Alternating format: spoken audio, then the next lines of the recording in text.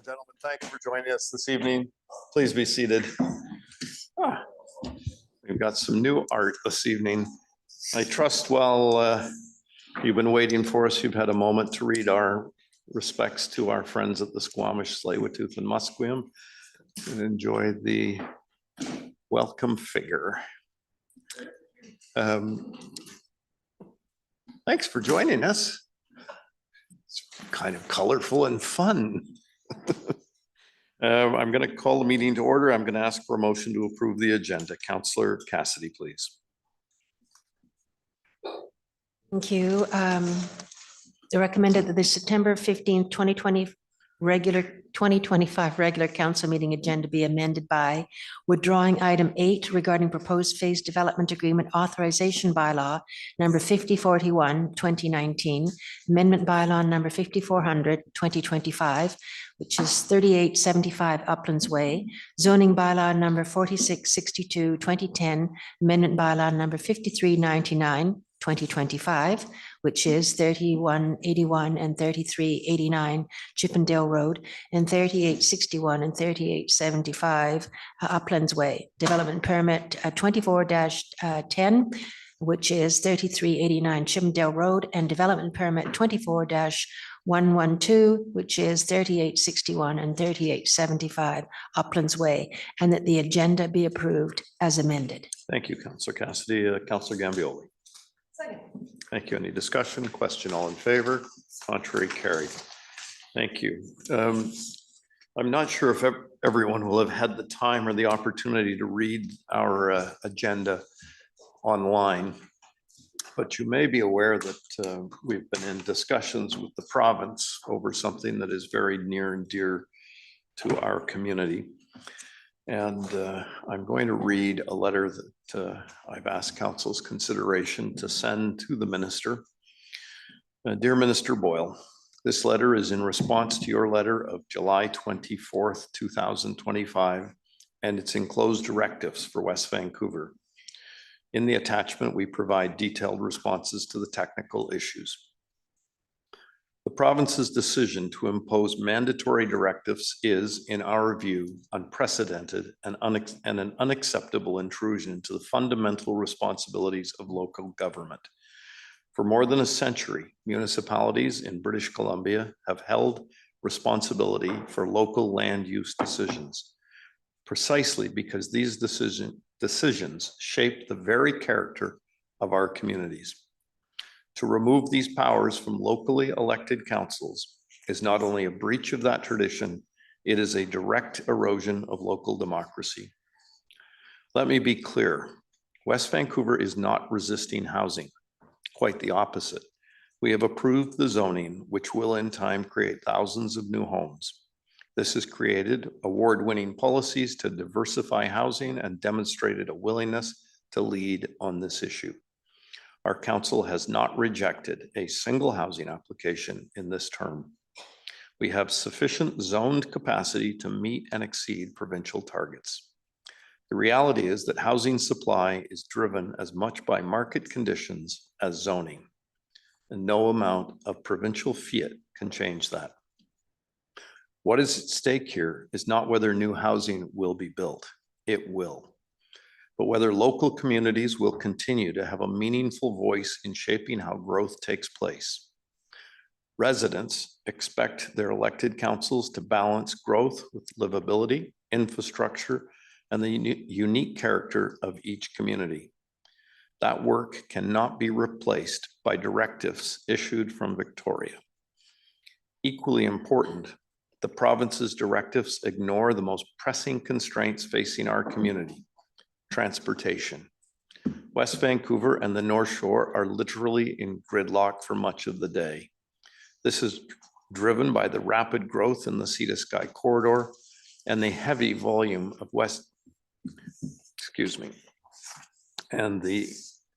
heavy volume of people moving through Horseshoe Bay Ferry Terminal. Without an urgent investment in public transit, additional density only worsens congestion, undermining the quality of life and the very housing objectives the province seeks to advance. If the province wishes to be a partner in building sustainable communities, then addressing transit and mobility must be at the top of the agenda. We are deeply concerned that the approach being taken in West Vancouver will set a precedent for municipalities across British Columbia. If the province can simply override local governments on matters of land use, then no community's planning process is safe. We know that many of our colleagues in other communities, regardless of political stripe, share this concern. Rather than unilateral directives, I urge the province to adopt a true partnership approach, one that respects the democratic mandate of local councils, recognizes the diversities of our communities, and works collaboratively to meet our shared housing goals. West Vancouver remains committed to planning for housing in a thoughtful and effective way. We ask only that the province respect this role of local government in doing so, and that it acknowledge the urgent need for transit solutions if new housing is to succeed. We would welcome the opportunity to meet with you, not only on behalf of West Vancouver, but as part of a broader conversation with other mayors and councils across the province who are equally committed to housing solutions and equally concerned about this erosion of local responsibility. And I send that letter on behalf of council, I hope, with respects. Thank you. And this will go on the website, and I'm also asking that we will send this letter to every elected person in British Columbia. I have spoken to a number of my colleagues around Metro Vancouver, and they share this concern. It is a time that local governments need a little bit of respect for the work we do in trying to make nice housing. I did over the summer, I was cleaning out a few drawers, and I found something that gave me a little bit of a smile, because we might think that Victoria never listens. But I remember in 1991, we had an issue that I was rather determined to fight for in our community. It had a little bit to do with transit, and I found this article. It's up on the screen. We called for a new bridge over the Capilano River. And you know what? We got it. So maybe the province will listen to us and help us work on transportation solutions, both for West Vancouver, for North Van City District, for Squamish, and beyond. So thank you. Could I ask for a motion, Councillor Watt? Yep. I would like to recommend that Mayor Sager's letter to the Minister of Housing and Municipal Affairs regarding housing directives be published on the district's website and sent to the Minister of Housing and Municipal Affairs. And thank you, Mayor Sager. Could you also include and other municipalities? And other municipalities across British Columbia. Thank you. I'll second that. Thank you. Any discussion? I'll call the question. All in favor?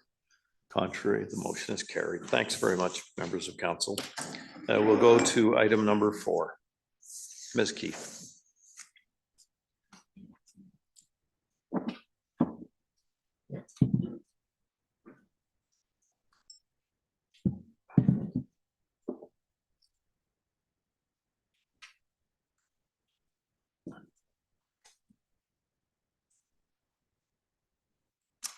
Thank you, Mayor and Council, members of the public. I'm here tonight to present proposed bylaw amendments through the ongoing implementation of the Urban Forest Management Plan.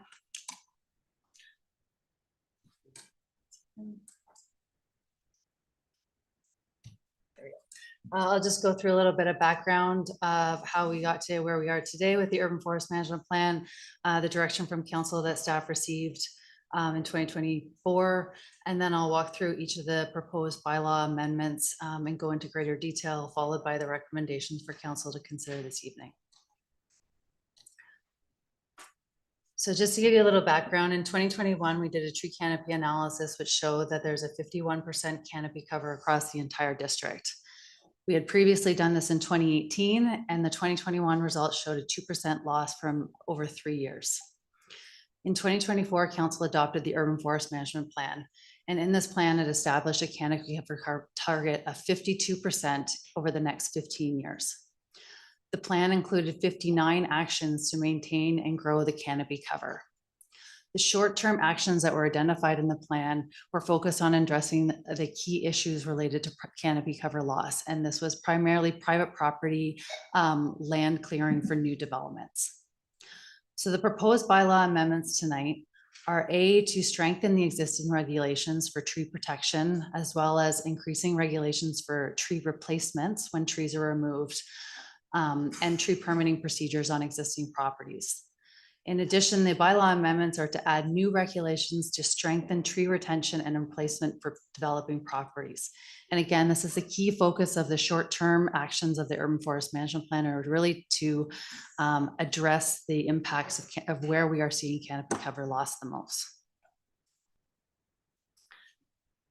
So in 2024, after the Urban Forest Management Plan was approved, we proceeded to do further public engagement to really prioritize the actions from the plan. Following this engagement, we had 2 council sessions to discuss the results of the engagement and really discuss the plan in depth and the actions to address canopy cover loss. Following that, staff received council direction as follows on the slide. Tonight, I'll be discussing proposed bylaw amendments to address the ones in blue. The other ones are ongoing implementation and in progress. So these are really to look at a tree density concept. So looking at how many trees should be on a property post-construction or post-development of a new house, and further increasing our tree replacement and tree protection requirements during construction activities. I will say that some of these proposed bylaw amendments are related to the Urban Forest Management Plan, while others are housekeeping amendments to further provide clarity to things such as definitions, wording. These are proposed tonight through ongoing work with our bylaw officers as well as our district arborists to ensure easier compliance and enforcement of these bylaws. So first of all, I'll start with the tree bylaw. We have a suite of 4 bylaws that are with proposed amendments. The tree bylaw amendments are really to strengthen tree protection during construction activities, as well as tree replacement requirements. We have proposed updated definitions for tree cutting. So what is defined as tree cutting that would require a permit? We've included some definitions that were not in there, such as boulevard, what a retained tree is, what a structure is, to be consistent with the bylaw. Of particular note, there's updated definitions of a watercourse and a watercourse protection area. These definitions were already in the bylaw, but for clarity, there's 2 types of watercourses in the district. There's a non-permanent one and a permanent one, and the setback areas are different. And so we wanted to clarify this as this has come up as an issue through the management of the tree bylaw. We added district-owned trees to the protected tree list, and we clarified exactly what constitutes a protected tree. In addition, for properties that are undergoing redevelopment, tree protection barriers are required to be installed. We added further clarity in the bylaw to define when or how many trees or what trees need to be protected with barriers. And we determined that to be all retained trees, not only on the subject property, but off property. So that would be boulevard trees, adjacent private property trees, or park trees if you're adjacent to a park. In addition, we have been requiring an arborist to monitor a tree if a tree protection barrier needs to be removed for construction activities. What is new in this is the requirement to provide a report and photos following. This does help with ensuring that the requirements are followed, and then for any follow-up enforcement or review process. In addition, again, some of these are housekeeping amendments to ensure that the tree bylaw is more clear. For example, identifying exactly which structures that become damaged would merit the removal of a tree, such as damage to any of our utilities, as well as houses or anything that would be a structure as defined under the building bylaw, but would not necessarily permit the removal of an entire tree, should say a small fence or a small curb or retaining wall would be damaged. We have eliminated the ability to remove a protected tree for wildfire risk through working with our wildfire consultant and other experts in the field and going through the Fire Smart BC guidelines. It is recognized that for large protected trees, wildfire risk can be reduced just by raising the ladder fuels and pruning back from a house rather than full removal. So we would like residents to focus on pruning these trees rather than full removal to reduce wildfire risk. The highlighted blue in the past, currently the bylaw requires that staff issue a permit if a protected tree is in location of a proposed driveway or accessory building. The new updated wording would allow us to have the greater ability to relocate these structures to avoid the removal of a protected tree where possible. In addition, we're proposing that a replacement tree is required for every tree that's removed and a security deposit collected to ensure that the trees are replanted. If there's an area where, or a property where trees are not allowed to be replanted or not able to be replanted, there's not enough space, a compensation payment could be provided to the district to plant trees on public property. Also, we've updated the tree replacement list. It's within these appendix of the tree bylaw. We have updated that tree list. It's been on our website as guidance for residents for about a year now. The list is updated to provide species that are suitable to our changing climate. It also provides information on each of the species in terms of the height that it grows, what it's tolerant to, what is not tolerant to ensure that people plant the best trees as possible on their property to minimize, to ensure survival, but also to minimize conflicts such as views and that sort of thing. Moving on to the zoning bylaw amendments. This is the tree density concept, which I'll get into greater detail in the next slide, but it's really to align the landscaping requirements when a new single family dwelling is built with our tree canopy cover target. So some of the bylaw amendments include the requirements for a landscape contractor or architect to develop and sign off on the landscaping plan to confirm that it's been that the trees have been planted or the landscaping has been done according to the plan. It outlines the clarification on details that need to be provided on the landscaping plan to ensure trees will survive and grow.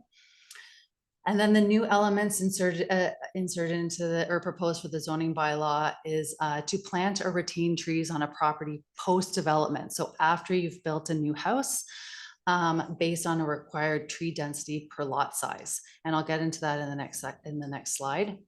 Along with that, we wanted to ensure that to meet the tree density for a lot, that you needed the amount of permeable area to ensure that these trees would survive. So right now in the zoning bylaw, there's wording to require a permeable area for the front yard setback. We would like to expand that to require 30% permeable area for the entire lot. And that is goes with the respective tree density. So just to get into this a little bit more carefully to ensure understanding, right now, the district under the Urban Forest Management Plan has a community-wide covered target of 52%. That equates to 80 trees per hectare. So that's looking at a 52% canopy cover target across the entire district over all land classifications.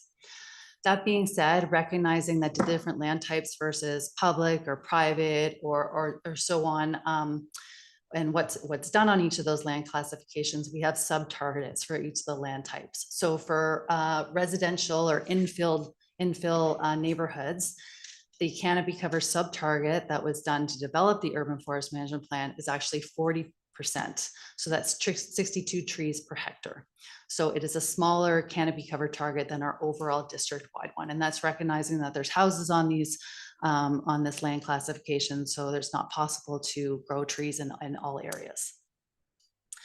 So taking that sub-target into account, we looked at how many trees could be planted to achieve that target. And so we've set that as a minimum tree density that's required post-development. And this can be done either by retaining trees 20 centimeters or greater or planting new trees from our tree list in the tree bylaw. So if you look over at the examples on the right-hand side, These are just existing properties in the West Vancouver right now. So the top one shows a lot size of 830 square meters, which is 0.083 hectares. Right now, that lot has 8 trees, which is 96 trees per hectare. So well above the 62 trees per hectare target. So if this property was to undergo redevelopment, the zoning bylaw would require 5 trees post-development. So that's how that would work for for a property that's currently over the target. On the next one down, we're looking at one that is below the tree density target. So right now it has 4 trees, and post-development it would need 5 trees. In the bottom one, there's 6 trees right now on the property, and to meet the tree density target post-development, if this lot were to redevelop, they would need 6 trees again. So these examples are showing that it is possible to achieve this tree density target post-development under the current zoning regulations. And it's also showing, and based on the analysis that we did to develop these numbers, that most of the existing lots in West Vancouver are exceeding the tree density requirements right now. So this is demonstrating that is possible and quite obtainable with the houses that are being built. One benefit of this is that it'll start to even out the tree canopy across the district by requiring trees or properties in lower canopy neighborhoods to plant more trees or retain more trees. Moving on to the boulevard bylaw. The updates to this bylaw were really to align with the tree bylaw. Some of the definitions in terms of tree cutting, invasive plant, municipal tree contractor were not consistent, so we wanted to update it. The second bullet of requiring a permit or permission to cut hedges is really to catch up to current day practices. Right now, and I will say a hedge is defined as 5 trees, at least 5 trees in a row with a 1.25 meter spacing between each. Right now, that under our tree policy for district lands requires a permit to do any significant work on. But the bylaw doesn't actually specify that. So right now, our district arborist, should someone want to remove a large hedge from their property or significantly prune it, they would require a permit. That being said, I put in permission because oftentimes residents are regularly maintaining their hedges on their boulevard. And in those situations, we don't require a permit, but we track the work that's being done. So we know that it's being done on an ongoing basis and doesn't merit a permit. This is also to help with to minimize the number of calls and calls out we get from the bylaw officers to go out to perceived illegal tree cutting incidences. When neighbors call in wondering if someone has a tree permit to cut their hedges, often bylaw officers have to go out. It stops the work, it delays the work at a cost. And so we want to alleviate that by ensuring that we're tracking and we're documenting when the hedge work is happening. In the boulevard bylaw, it does specify that we're really concerned about tree work on boulevards for the aesthetic component of a neighborhood. We also want permits that may not be issued if it impacts the health of the tree. So just adding in that wording. And also adding in a requirement for replanting where appropriate and determined by the district arborist. It's not always possible on boulevards given our utilities and infrastructure, but at times when it could be possible, we would like that replanting to occur. And finally, the Environmental Reserve Fund bylaw. We're proposing an amendment to allow the redirection of funds collected through compensations or security deposits that are unclaimed to be redirected to the Environmental Reserve Fund to use for natural asset management going forward. So just for clarity, security deposits are collected for natural environment development permits such as watercourse, foreshore, wildfire, often, and not as much currently, but there's quite a few unclaimed security deposits over the years dating back to 2007. These are for situations where the resident never claimed the security deposit or never completed the work that was required under the development permit. To date, the district has been holding these security deposits. So in the last year, staff have developed a procedures and policy to start to address this, either give back the security deposits or be able to unclaim it, or be able to define it as unclaimed property and then could be returned to the district. So we have that policy. We also receive compensation payments through some development permits if through various, if they're not able to do the work on their property, they provide a compensation payment. We are also holding these and have not been used to date, as well as moving forward. And we'd like a way to redirect that money into the reserve fund so that we can use it for future ongoing natural asset management. Both of these processes will take a while, so this will take some time to develop funds, but it is a new funding source that that can be used by the district. And with that, the recommendations are to give the readings to the proposed bylaws and set the date for the public hearing for the zoning bylaw, which I believe is October 20th. And happy to answer questions. Thanks very much. Councillor Thompson. Thank you, Ms. Keith. That was a lot of great work in this and progress towards our community goals. I do have some concerns about a few areas so I have 4 questions. And number 1, I think, given the letter that the mayor just read out at the beginning of the meeting, we don't know what's going to happen. And there's a very good chance the province is going to come back and zone every single family dwelling property here, the ability to put 4 to 6 units on. And in your calculations and pictures around tree density, have you gone through the exercise of what a property like that, how that would respond or be function under this kind of policy? Through the mayor to Councillor Thompson, we discussed that as a staff group, and given the uncertainties of whether that will happen or not, we decided the first step to just focus on lots that we're going to develop with a single family dwelling. So under the current zoning, and that's what we focused on. We did discuss all those different scenarios and how it could work, but I think we've done the tree density analysis and what it would need for all those, for multi-unit buildings and that sort of stuff. We're going to hold off on those until we understand the housing regulations coming forward and just focusing on single families at this time. Okay, thank you. The second one actually was a surprising one for me to see the work done around hedges, because in my experience on council, we've actually had a really tough time with people maintaining their hedges.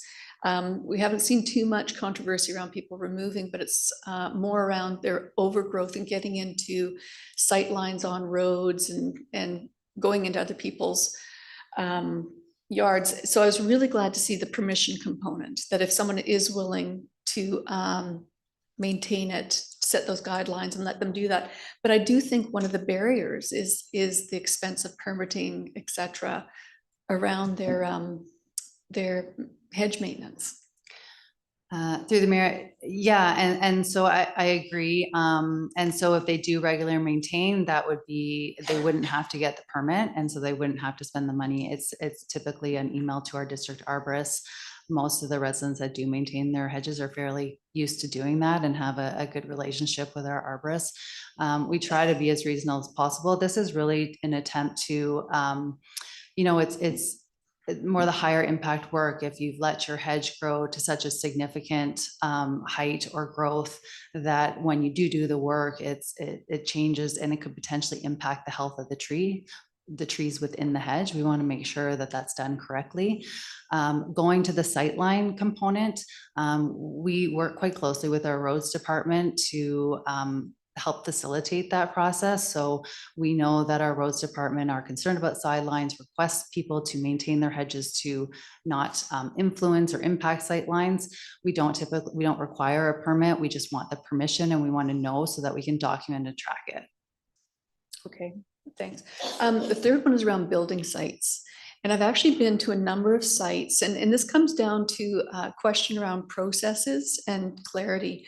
So I've actually been to sites where a plan has been approved for driveways and the position of the house, And then once the project is started, it's been found that there's a tree, small or large, right in the middle of where a driveway should go. And the expense incurred on builders to have to go in and not only redesign, I've seen one house that not only did they have to redesign the driveway, they had to redesign the whole entry into the home. And so I'm just want to be clear that if we go ahead with stuff like this, we have to be, have the right process in mind. So you're not adding this extra burden onto these building sites. I agree. That's often what staff see too, is that by the time we get the tree permit application for that tree, the house has already been designed and is very far into the process. There's varying ways that we can start to address that is really, and I think we're starting to do a better job of really trying to communicate out to the building community in advance of these bylaw changes, so they're aware of them. It does create a lot of back and forth and a lot of burden on everyone to do the redesign. So there's not a lot of remedy to that, just in hopes that we can get this, communicate out these changes a lot earlier.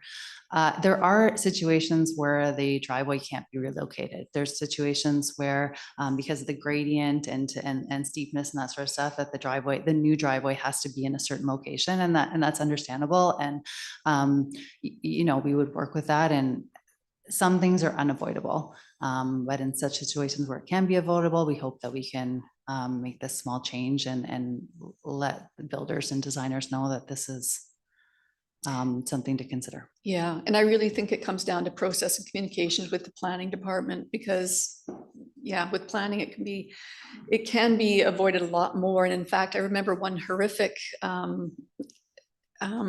property I went to is the house was almost built. They were doing the final touches on the driveway, and they realized they actually had to move a hydro pole, which it was just massive. It just created such an upset to the whole community and the expense and everything.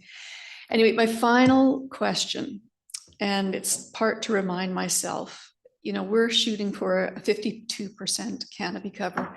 How did we come up to that number? What's the rationale behind that being the ultimate goal in comparison to what's going on around us? So as of 2021, we're at 51%. We went through various scenarios of leaving it status quo and going with where we had. We looked at a couple of different options for increasing, but the reality when we were developing the plan was looking on the horizon and looking at, you know, we were aware that Cypress Village may be coming along the lines. We were aware, we took into account assumptions of the rate of development and what was occurring in the district. And this seemed like a one that we could achieve, although recognizing that there was changes that need to be made even to make that 1% increase in canopy cover target. So it's ambitious, but with changes possible, I think. And so that's where we came to as a starting point. I would say that the Urban Forest Management Plan recommends to revisit this every 5 years to determine if we're on track and if any adjustments would be made. So staff would do that in 2029. Yes, Okay. right? Yeah. Yep. I'm just wondering more in comparison to our surrounding communities, how we determined that was a healthy canopy cover to maintain for our own community. We are, I mean, West Vancouver does have a higher canopy cover than most municipalities in the Metro Vancouver region. You know, to maintain that was just given the account of development was a realistic target. Thank you. Thank you, Councillor Thompson. Councillor Watt, please. Yeah, hi, thank you for the presentation. Couple of things, actually, several things. First, I want a clarification. So our current building bylaws allow, state that no more than 60% of a lot can be covered with buildings. And this is requesting that 40% of a lot be covered with canopy. So feasibly, am I understanding that we're looking for basically between house and trees, 100% coverage, potentially leaving very little room for daylight? So through the mayor to Councillor Watt, so to clarify for our lots, our RS lots zoned for single family developments, the maximum building coverage is 40%. And so of the remaining 60%, we assumed that 30% of that would be put to hardscape, open spaces, patios, that sort of thing, leaving 30% available to be permeable and in a natural state, which would allow the target tree canopy cover to be obtained. So still the target of 40% on the private lot of the canopy. 30%. 30, okay.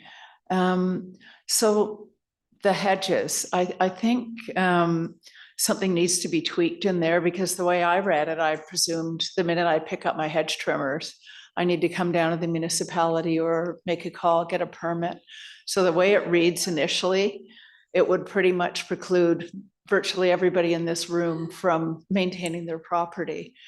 So I think to further clarify that would be beneficial. And the other thing I read, if you need to cut a branch on a tree and you require a ladder, you need a permit. Now, a lot of people do regular maintenance at their homes. There could be a branch that's coming too close to the home. They feel for safety reasons. I just fear that we're going to be mired in bureaucracy with some of these sorts of things, because most people that have had trees at some point have had somebody else or themselves get on a ladder. So did I read that correctly? So our, right now, it's the definition of tree cutting that we've updated alludes to that if you are ascending or if you are, I can't remember, sorry, I'm just trying to find the exact wording here, that if you're ascending off the ground, that you would require that requires ascending the tree to complete the removal. That's right now what it says. So the removal of any limb of a tree that requires ascending the tree to complete the removal. And so there was a lot of gray area, as you said, because people do go on step ladders, or I believe when we were last here, back in 2021, it was a discussion of, oh, well, what if I stand on my patio, or, you know, someone actually said, what if I stand on my roof and lean over to trim a tree? And so we wanted to clarify that now it's more that if you are above the elevation of the ground with a type of equipment that would require, that would remove it. It was just that we worked with the, sorry, I'm not finding it right now, but it just requires, it's a bit more clarification on the removal of equipment that requires a person to elevate themselves off the ground level to perform the removal, including but not limited to ascending by ladder, cherry picker, or climbing equipment. So it does include that if you're going off the ground, yes, and I agree with you. These are only for protected trees. And the thought was that often that could really impact the health of the tree depending on the extent of the work that you do. And so that has required a permit. Okay, and often it also could potentially impact, you know, the health of people. I have somebody who lives on my street, and for over a year, he was trying to get a permit to have certain limbs removed, and one of them almost took out his father coming up to the house. So I fear, do we have the staff to oversee things down to this level? Sorry, I've got a couple of other. So the accessory buildings or driveway, the potential to have to move that. So that would be at a resident's expense. If a tree in front of my home comes to a certain diameter, then I could be required to move my driveway or my shed. No, through the mayor to Councillor Watt, we're talking strictly when it's a new build. So when you're coming in with a building permit application and you have your house designed with an accessory building and a driveway, and it's going right through a protected tree. So Fair it's, enough. yeah, it's just that. So. Okay. One final thing, and I've brought this up many times, cedar hedges. Nowhere in there do I see the discouragement of people removing them. I did long before I was on council, but I did remove my cedar hedge because many municipalities deem them a fire hazard. So again, I get concerned about that. when we look at the hedge trimming or removal, to require people to do that for what is safety. My cedar hedge came right up to my house and it was a constant concern. I would trim it without a permit. And there was more and more brown, within that. So I would love to see something strongly discouraging the planting and encouraging the removal of these hedges. Many municipalities won't allow them. Just to clarify that the hedges that we're speaking to are only on district land. We don't regulate hedges on private property. Yeah. So that Mine went around. It was also in front, but yeah, thank you. Thank you. Councillor Cassidy, please. Again, thank you very much for your presentation. So the word hedge, most people tend to think, which I am one of them, which is why I'm asking you the question, that a hedge is a laurel hedge. So, and I actually have one, but it's on private property. But having said that, perhaps there needs to be more definition within your presentation as to a hedge. Hedge can be cedar hedge, hedge could be just wild sort of brambles that have, grown out of their original formation, or the laurel hedge. So that's what I would say, because a lot of people would take umbrage that you're going to be dictating to me this hedge on the public boulevard, of which I also have one. Yes, so I think we need to define hedge potentially a bit more. That's my only comment. Thank you. My second comment, which I want to make, is the gentleman back there who looks like a tree. Good on you. Thank you. I'm Councillor assuming it's a Gambioli, gentleman. please.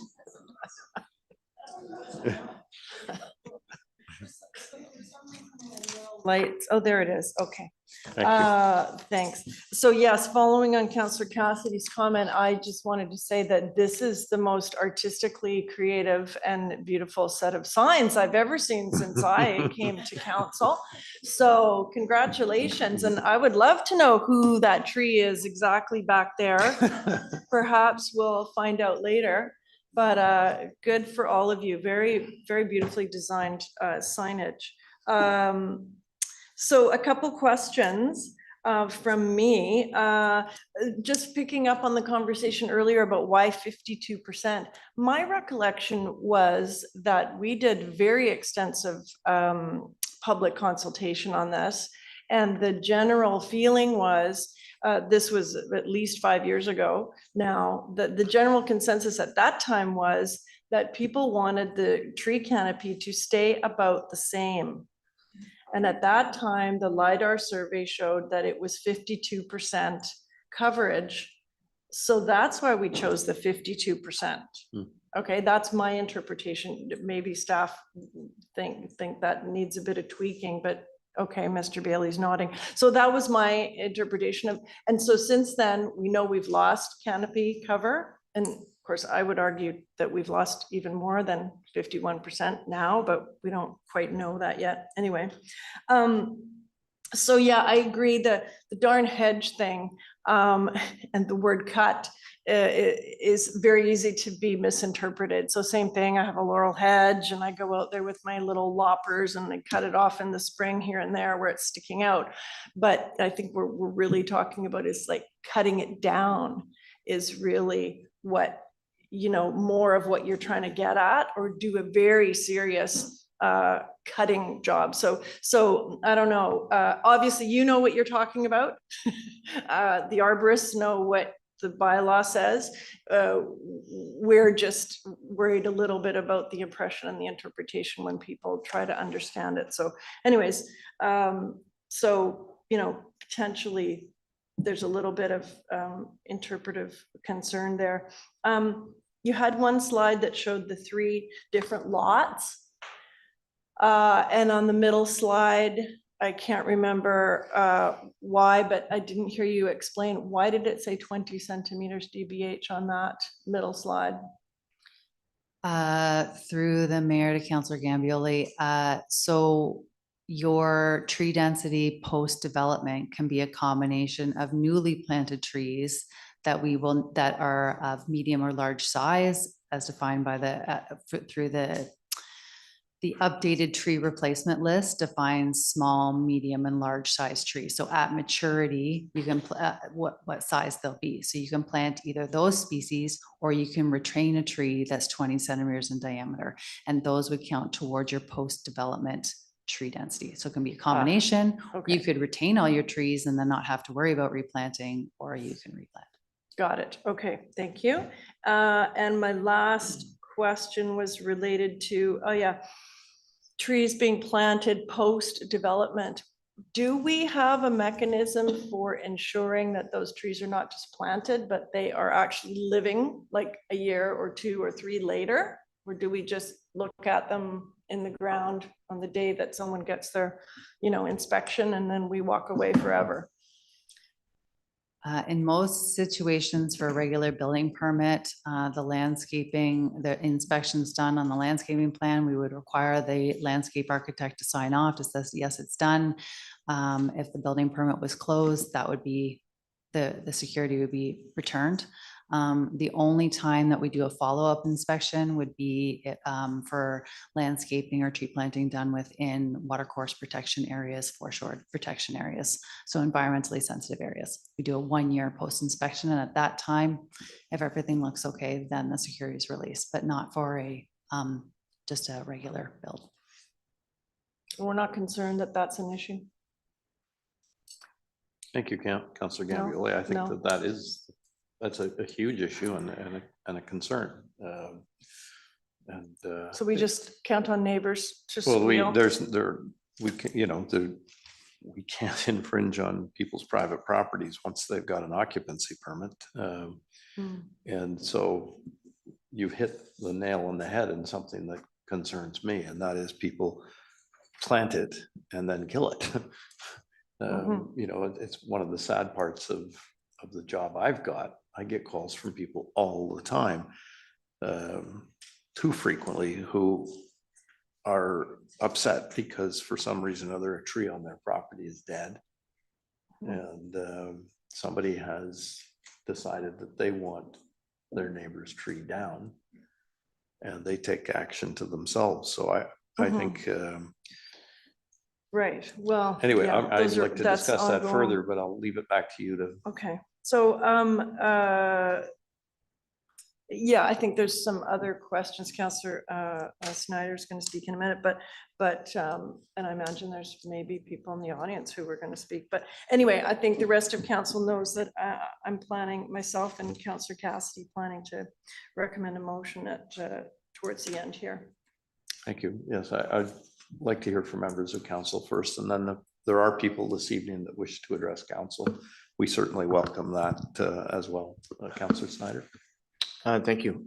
So excellent report. Thank you. I do think there's a lot of progress that has been accomplished in the new urban forest management plan. I do think that there are some items in there that have been addressed by some of the other councillors already.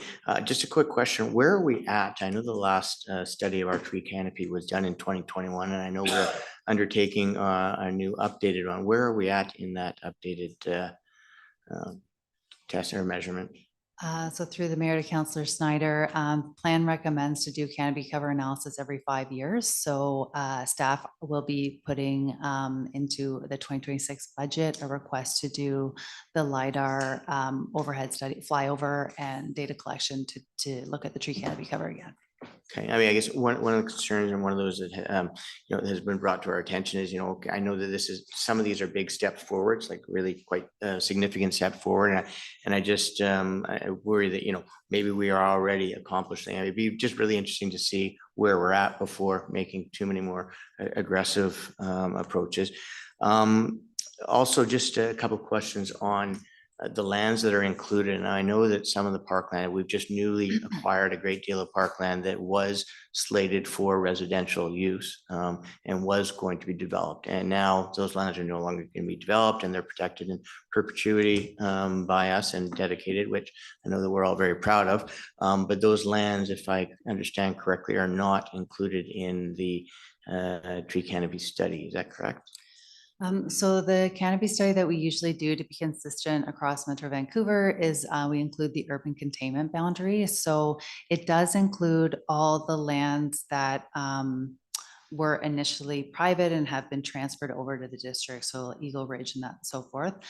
It doesn't actually include like our, the upper. Above what the we- 1,200 Yeah, foot what we level. had already had. So it will account for all the lands that were within the Cypress Village development and. So the Eagle Ridge transfer. lands Mhm. now will all be included in the canopy. I mean, obviously Cypress and the trees that have come down already will have a, you know, there's going to be a catch-22 there. The other thing I do, you know, think is one of the issues out there is the conflicting nature that we have of the new, you know, forced development and density that's, you know, being imposed upon us by the province.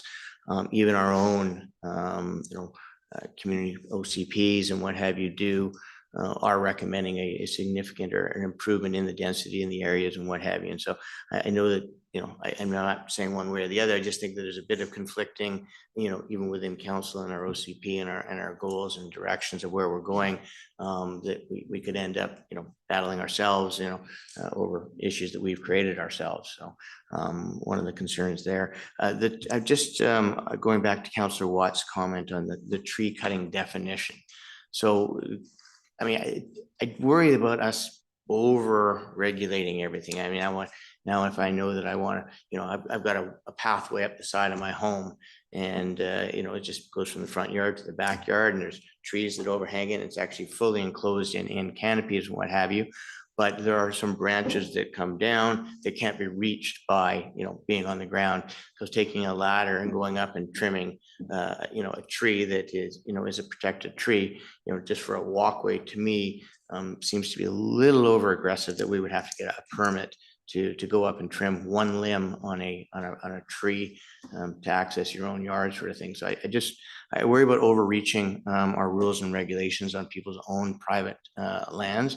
I do support, you know, the protection of the trees and the canopy is extremely important to the community, but I really do, I am concerned about some of the overrule, too many rules, you know, for people on their private properties that just seem to, you know, challenge common sense in my view, sort of thing. So just sort of a comment there.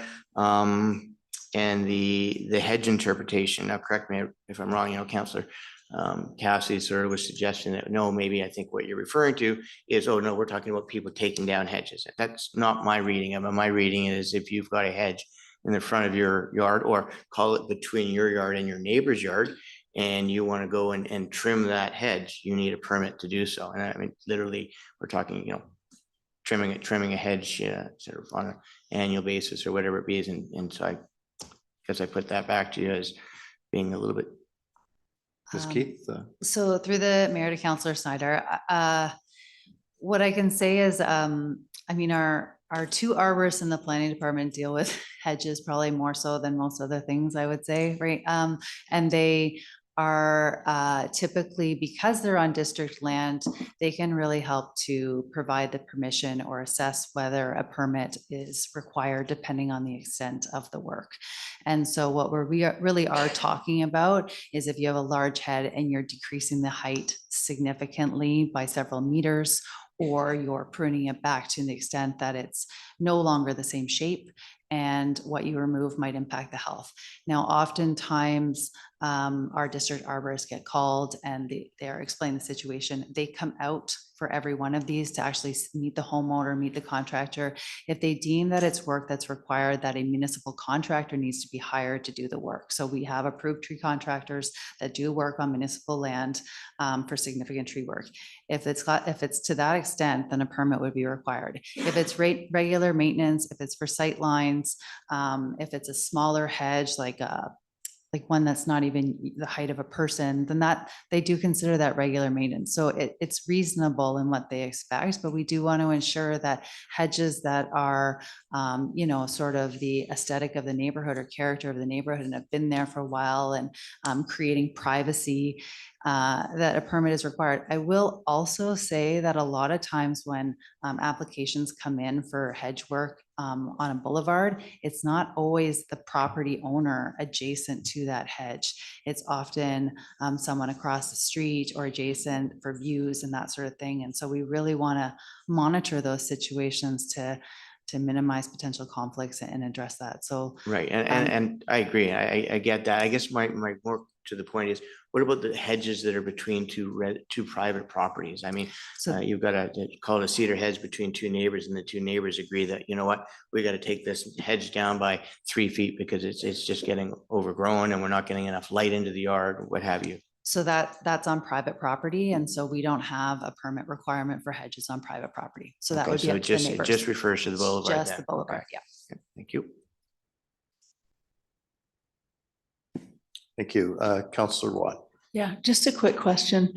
How long, what is the wait time for an arborist to come out to somebody's home?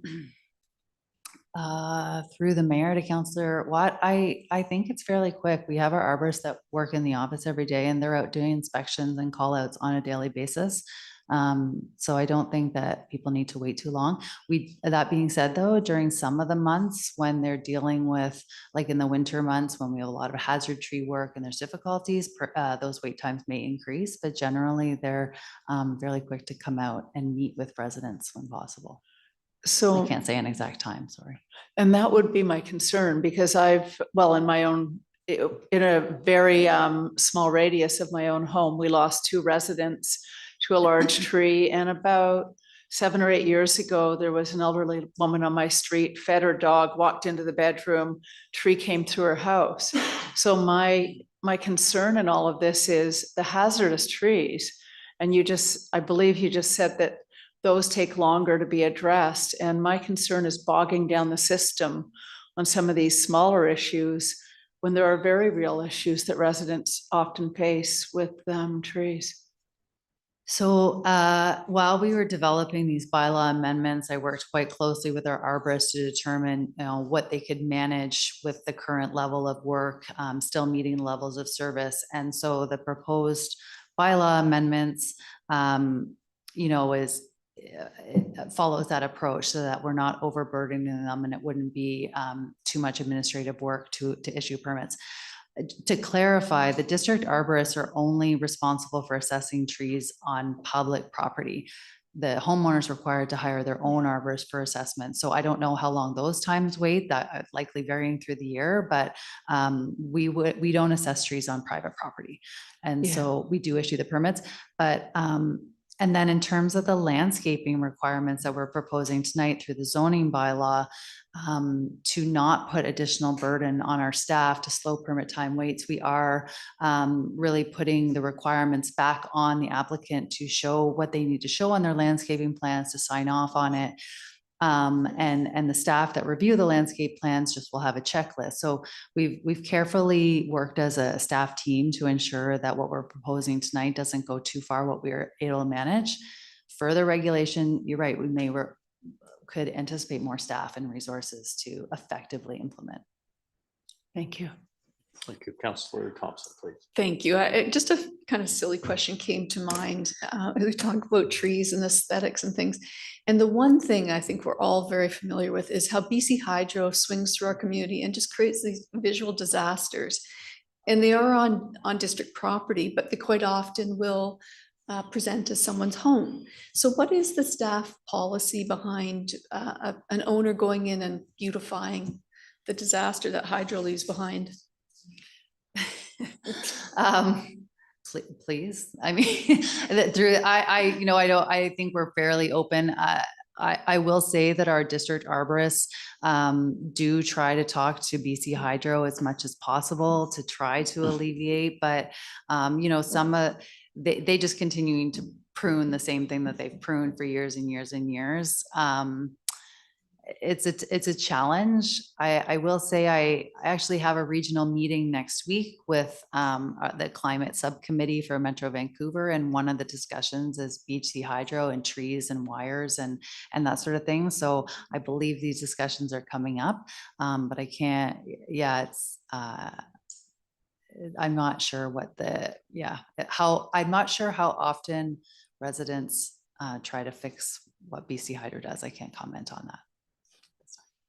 I can't help but share that when I was young and living near McKechnie Park, and I had this wonderful trail system through the forest, And then one day BC Hydro went in and scalped the whole thing. I was completely devastated. I think I cried for a week. But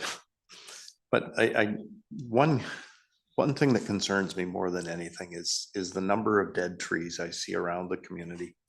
And I just can't help but think, how do we address that problem? And of course, I don't know how many people have seen on the Sea to Sky corridor, the volume of trees that appear to be dying.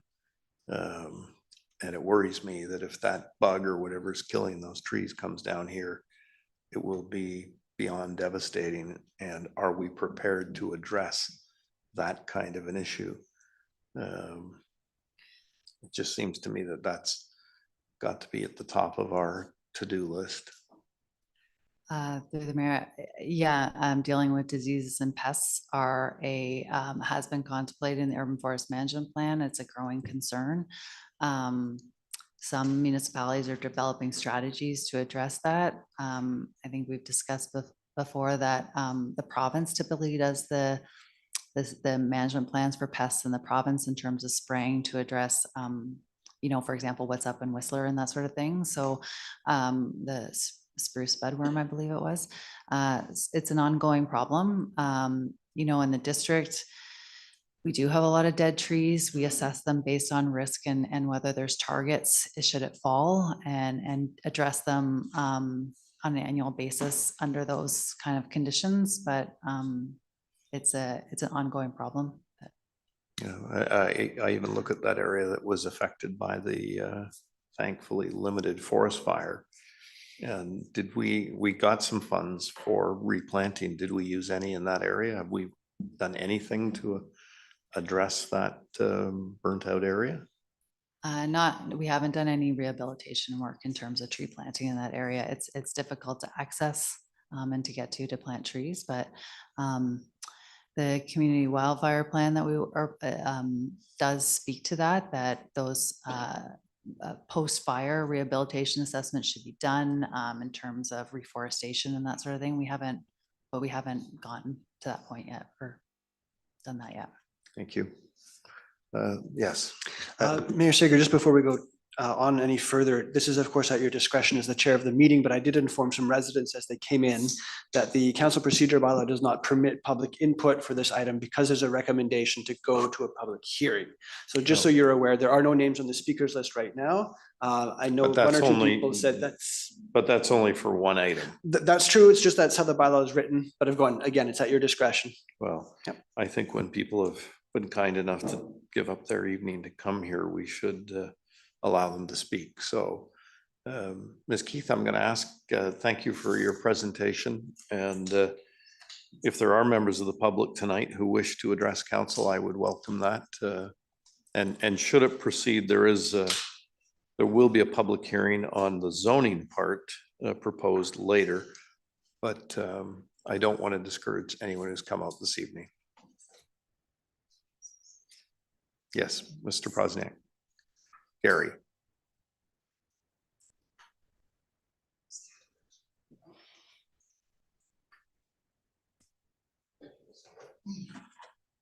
Thank you for allowing me to speak.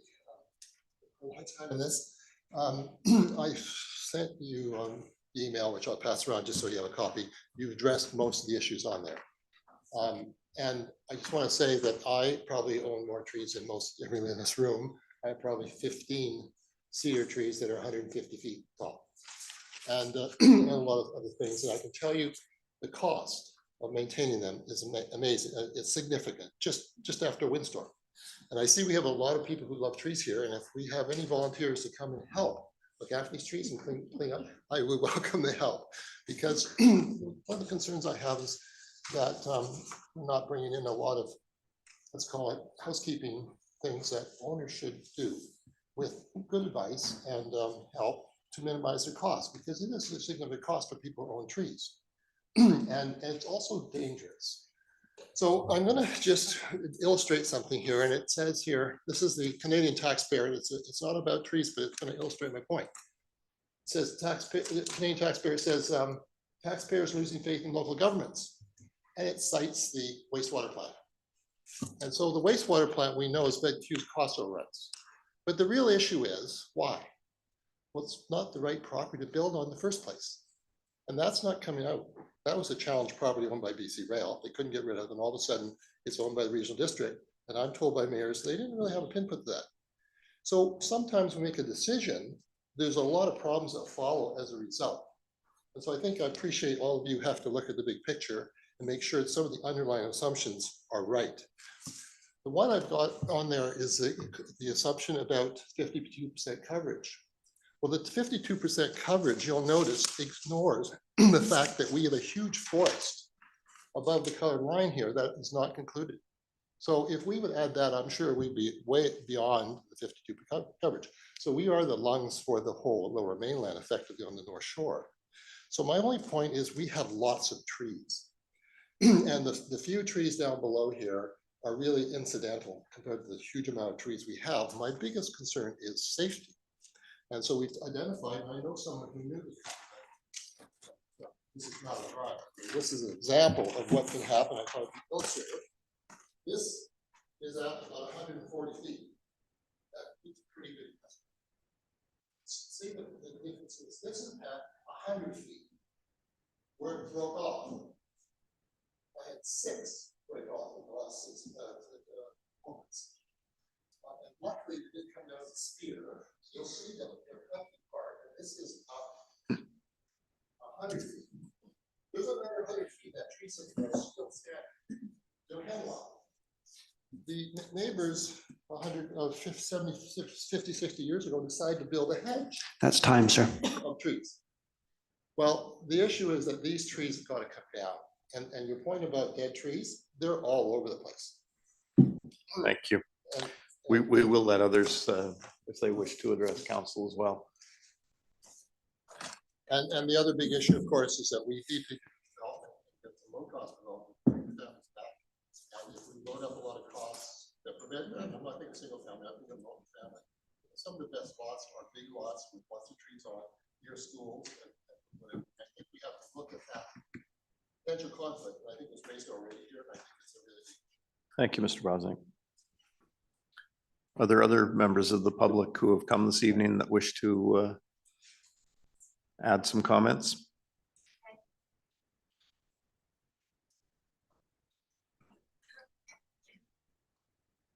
Therese Range, West Vancouver. Thank you, Ms. Ryan. Nice Mayor- to see you this evening. Mayor and Council, I'm speaking as the chair of the Urban Tree Alliance. We who are here in chamber and those who have gathered outside are advocating for our urban forest. What we need is a holistic approach. While it's tempting to think that we can plant our way out of climate change, this conclusion is not based in science. What is required is a tree bylaw that addresses tree loss in certain areas of our district through tree planting, but with the acknowledgement that no amount of tree planting on private or public land can provide the irreplaceable benefits of our existing mature trees, which are critical for current or future generations. Regarding the proposed bylaw amendments, we are generally in support of staff recommendations, but we strongly recommend one essential change: a reduction in the size of the protected tree. Our placards point to the role of construction activity in maintaining a diverse urban forest. Property level construction is identified as a major cause of private tree canopy loss. This includes expanding building footprints, replacing an existing house with a new one, and expanding hardscapes. Trees are often removed during construction so that equipment activities can more easily access the site. Additionally, the push towards densification by the Ministry of Housing does not take into account the value of trees. Consequently, municipalities have to assume more responsibility toward taking into account the services trees provide that are so important. And the most effective way to do this is by reducing the size of a protected tree. Currently, the bylaw protects trees 75 centimeter diameter and larger. We strongly recommend reducing this threshold to 20 centimeters in diameter at breast height. My colleague Jessie will expound on why this change is necessary. But thank you, and thank to Ms. Keith. Thanks very much. Good evening, Mayor and Council. My name is Jessie Olivier, and I'm a resident of West Vancouver, specifically living in Ambleside for many years. We're here on behalf of the Urban Tree Alliance, and we just want to send our message that protecting mature trees is essential as they are a main source of ecological and financial benefits identified in the council report and valued at over $606 million. The district is losing its tree canopy. Cover has dropped 2% in just 3 years, equal to the loss of 45,000 trees, mostly on private development sites. Replacement trees are planted at only 5 centimeter DBH, requiring decades to deliver meaningful ecological benefits. The current bylaw amendments apply only to development sites, meaning that it is only impacting a limited number of residents. The financial impact of lowering the protection threshold will be minimal. Without this change, the district will not reach the long-term no net loss vision required for the 52% canopy cover target. Nick is on next, and he'll build into what Therese and I have covered. Thank you for your time. Thanks very much. Good evening, sir. Thanks for joining us. Thank you very much, Mayor Sager. My name is Nick Tsangarakis, and of course, I'm a resident of West Vancouver. Just to thank you very much for your flexibility. You had a choice, and you did choose to accommodate us. In response, we promise that there'll only be 3 speakers tonight. No, that's fine. and I we'll don't, stick I don't to- want to discourage anyone from speaking. Yeah, we'll try and be as on point and as succinct as possible. Some of the councillors will know that we have a beloved dog.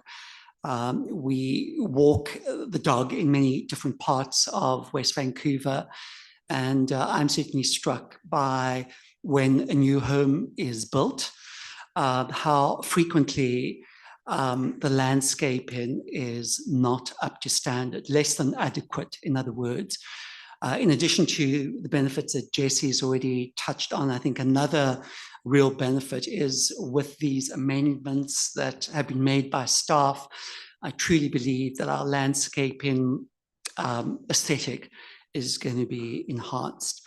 So many positive things. We do support staff's recommendations, but a gap exists. Therese touched on it. Planting trees and an incentive to retain trees are only part of the solution. Earlier, it was touched on this percentage of 2%. If you could try and just visualize this, Mayor and Council, 2% equates to 58 soccer fields of trees that are lost every single year. This is not an insignificant number. And I think it's okay to assume that whilst this amount has probably decreased in light of changing marketing conditions and fewer new homes being built, I think it's good to assume, it's fair to assume that we continue to lose trees. And I fully anticipate that with the next LiDAR survey, we will see a further decrease in our tree canopy. So we need every mature tree in order to achieve our 52% target, and Councillor Gambioli is 100% correct. This figure was arrived at with the help of a consultation. I'd also, good segue to also finally just talk about existing community support. I will remind you, I've done this before, that since 2016, the district has canvassed and reached out to the public on 25 different occasions. We've had well over 2,000 resident inputs. And when one looks at the data cogently and puts the data together, connects the pieces, what we find, and staff will attest to this, in fact, it's in the report, that there is strong community support for tree protection. That's fine, sir. And the final thing I'll say is we've been very pointed, or the district's been very pointed about asking a specific question, and that is, do you want more regulation to protect trees? And the answer to that is yes. So while some councillors, of course, rightly so, are focused on their constituents and their perspectives, I would please ask respectfully that you balance your opinions and your constituents' views with what residents are saying overall. Thank you so much indeed, once Thank again. you, sir. Thanks for joining us this evening. Is there anyone else who wishes to address council? No?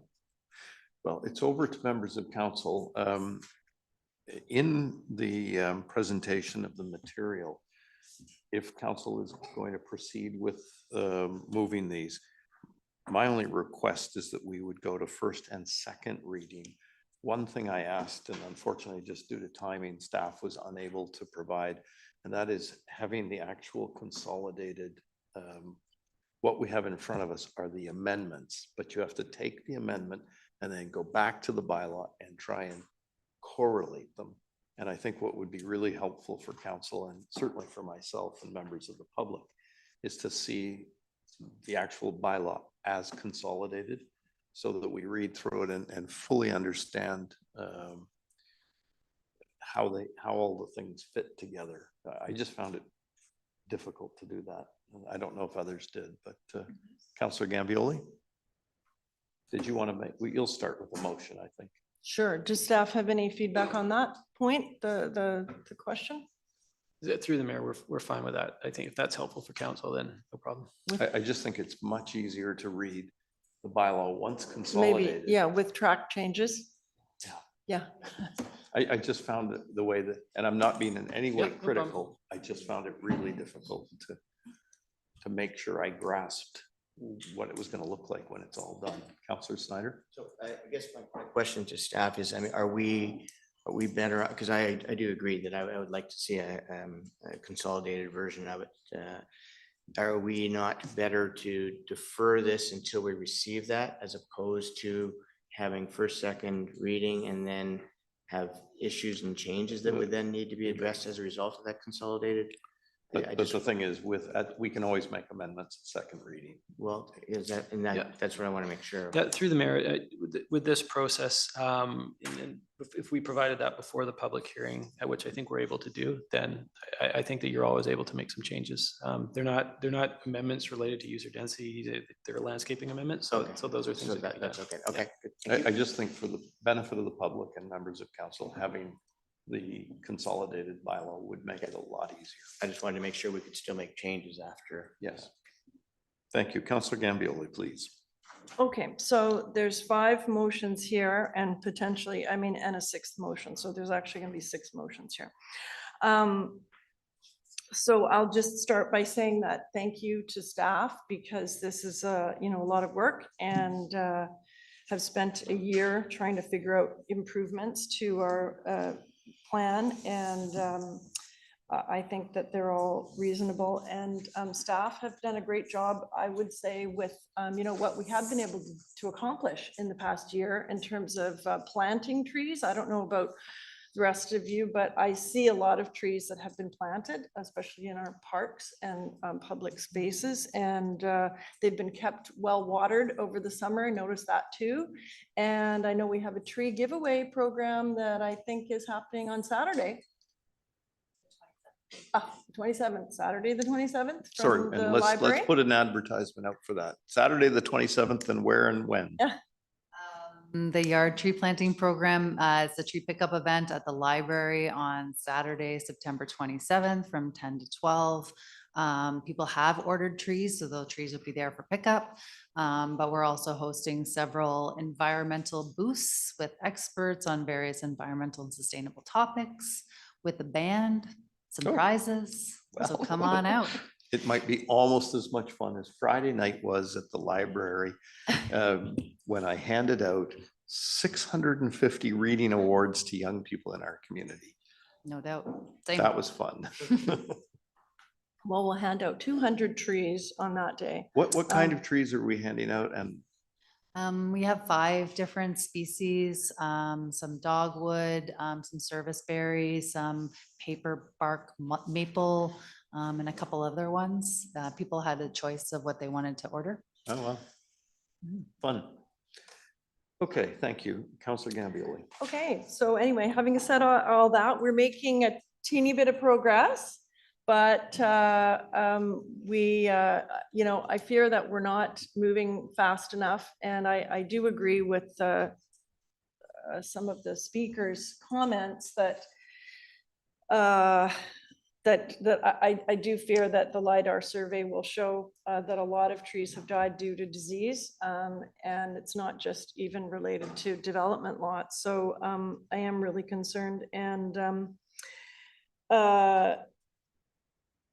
I really fear that you know, we're losing some of our identity as a municipality for a place that is, you know, green, if you will, that is, you know, has a lot of natural beauty and wildlife, and a lot of it is related to trees. And frankly, we don't have enough shade in some places anymore. So I do agree that it's of great benefit to keep mature trees. So I'm going to start off by suggesting that I do agree that we should look again and ask staff to look again at reducing in the tree bylaw the minimum protection size.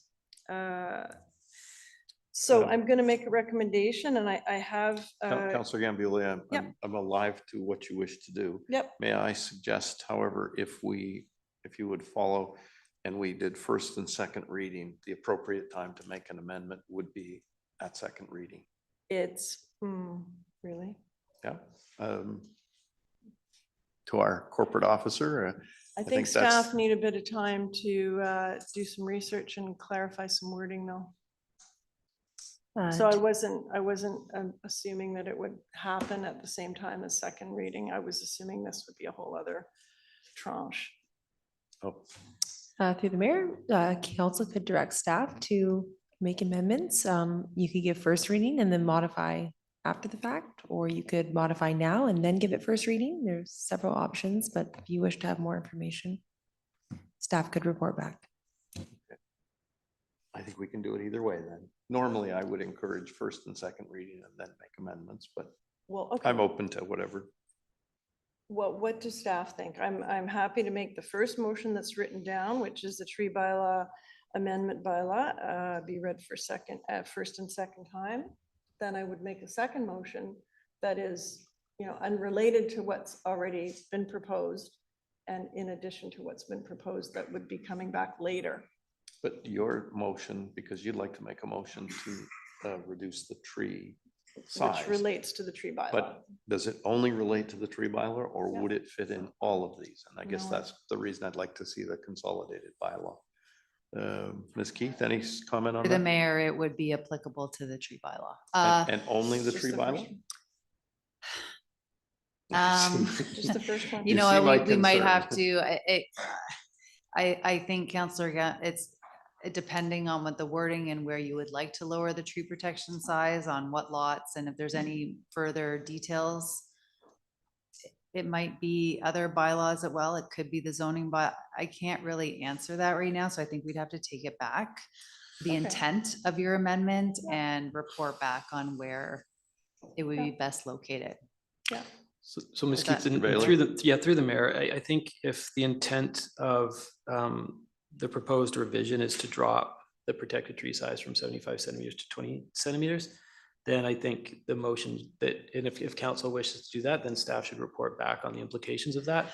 You know, what it means from how it relates to the other bylaws, what it means from a resourcing perspective, you know, from that perspective in terms of staff time and what that would look like. And I think that would be appropriate for staff to report back in that manner. Okay, so I'll leave it for last then, and we can get through these other ones. Okay, so I will recommend, as these five are written in order, that proposed tree bylaw number 4892, 2016, amendment bylaw number 5373, 2025 be read a first and second time. Thank you. Is there a seconder? Thank you. Is there any discussion? Call a question. All in favor? Contrary? Motion is carried. And I will move that proposed Boulevard bylaw number 4886, 2016 amendment bylaw number 5374, 2025 be read a first and second time. Thank you. Is there a seconder? Any discussion? I'll call a question. Those in favor? Contrary? Motion is. No, I think we should go, the motion's carried. Yep. And I'll recommend that proposed environmental reserve fund bylaw number 5188, 2022, amendment bylaw number 5388, 2025 be read a first and second time. Thank you. Is there a seconder? Question. All those in favor? Motion is carried. And I will recommend that proposed zoning bylaw number 4662, 2010, amendment bylaw number 5387, 2025 be read a first time. Thank you. Is there a seconder? Is there any discussion? Call a question. Those in favor? The motion is carried. And that proposed zoning bylaw 4662, 2010, amendment bylaw 5387, 2025 be presented at a public hearing scheduled for October 20th, 2025 at 5 p.m. in the Municipal Hall Council Chamber and via electronic communication facilities, and the notice be given of the scheduled public hearing. Thank you. Is there a seconder? Any discussion? I'll call the question. Those in favor? Contrary, the motion is carried. And did you wish to make a? And further so motion? finally, I will make a motion that is as follows. And I have given heads up to the rest of my colleagues, but I just switched the wording around to make it more clear. I think recommendation that staff amend the tree bylaw by lowering the tree protection size to 20 centimeters DBH for any development, including single family, multifamily, or commercial buildings that changes the building footprint for council consideration as soon as possible. And again, I'm open to what staff think about that wording. I'll ask for a seconder Sorry. first, and then we'll have discussion. Mr. Bailey, I know you wanted to present a staff report on this, though, the costing and the implications. Well, just through the mayor, I think it would be beholden on staff to report back on, resourcing associated with that. But if I may just ask a question, when you mean development footprint, do you mean any house, whether it's a renovation, new single family dwelling where the entire building, whether it's an accessory building, driveway, or house is expanded? What do you mean by footprint? That would be the intent, yeah. That would be the intent is, I mean, is that pretty clear? I couldn't think of any other way to word it, because what's happening now is not every single home is being, bulldozed and built brand new. Now what's happening is that people are, renovating one side of the property, or I don't know if they're adding an accessory building, or they're adding a pool or whatever, and wanted to sort of capture those options as opposed to none of those lots would be captured. Only brand new houses where they bulldoze everything would be captured if we just said new development lots. So the thinking I had was that it would be a lot that's being redeveloped that has any change to the current footprint. So through the merits, just to follow up, it's essentially any exterior change that's an expansion of the footprint, whether that's, again, driveway, coach house, shed, just for clarity. Does that make sense to people? We can report back on that. Is that a report? But this is a motion, not. Well, this is a motion to bring it back as a modification as soon as possible, or we can, or I'm happy to say that staff can report back. So through the mayor, I mean, Costs. staff could provide a modified version of that bylaw with a staff description of what those modifications mean, and for council's consideration, prior to consideration. I think, well, there's two different things. Council can either direct that happen or ask for a report to come back in time. We've got a few weeks before our next council meeting. So that council could be fully informed of what the ramifications are of that. It does run a little bit contrary to the desire to encourage coach houses, No, doesn't it? no. No, because you know, it's an issue of deciding if you're gonna build a coach house, you can still build a coach house. You can still take out whatever is there, but you have to replant, or you have to save everything that's not within the footprint. So the trigger see. is that you're redeveloping the lot. I The see. trigger is that you're applying for a permit for a coach house. The trigger doesn't have to be that you're bulldozing the whole house. See, what I would like council to consider is if trees are gonna be removed, I like the idea of raising some funds to replant trees where we know we control them and they'll survive. Well, that's the case if they can't be replanted. The owner would have to pay into a fund. That's part of the bylaw already. Okay, Councillor Thompson, sorry, Councillor Watt, then Councillor Thompson. Yeah. So I would like to see, since we are putting it, sorry, in your capable hands, I would like to see a report pertaining to what one of our speakers brought up, which is the conflicting demands coming from the province for densification, and further to that, and more in the form of affordable housing. So I would like, if possible, some kind of a brief report giving an idea, if possible. I know this is probably unlikely, but as to what kind of costs increase when you are altering the footprint of where a structure would go to work around trees and to get equipment through. Because it is a very real concern. We are being told on one hand to increase our forest canopy, and at the other hand to densify further across the district. So. Mr. Bailey, any Just comments? through the mayor, I think that's something staff could certainly look at. Unfortunately, we don't yet know. So, you know, the province hasn't legislated any changes to the small scale housing yet, so we don't know what that's going to look like. In the sites that we have adopted and complied with the provincial legislation, we've maintained our existing floor area and site coverage ratio. So the province would have to do something, you know, fairly dramatic and make changes to those regulations. We don't quite yet know that. So I would be reporting out on something I would only be guessing at what might be happening. That's certainly something that we could do in the future if and when the province does move in that direction. But I honestly don't know what I'd be reporting out on right now. Yes, it is a challenge. Councillor Thompson. Thanks. Yeah, I'm actually a little bit unclear of what I'm, are we voting to direct staff to explore the ramifications of reducing to 20 centimeter protection? Or are we voting to direct staff to adopt it? Well, no, it would be to bring forward A report. Through the mayor, I Well, believe let's Councillor, ask I Councillor believe Gambioli what her Councillor, request is. Councillor's But really, Gambioli's it email sounds was. like to me, you're asking if council is interested in pursuing preserving trees of 20 centimeters.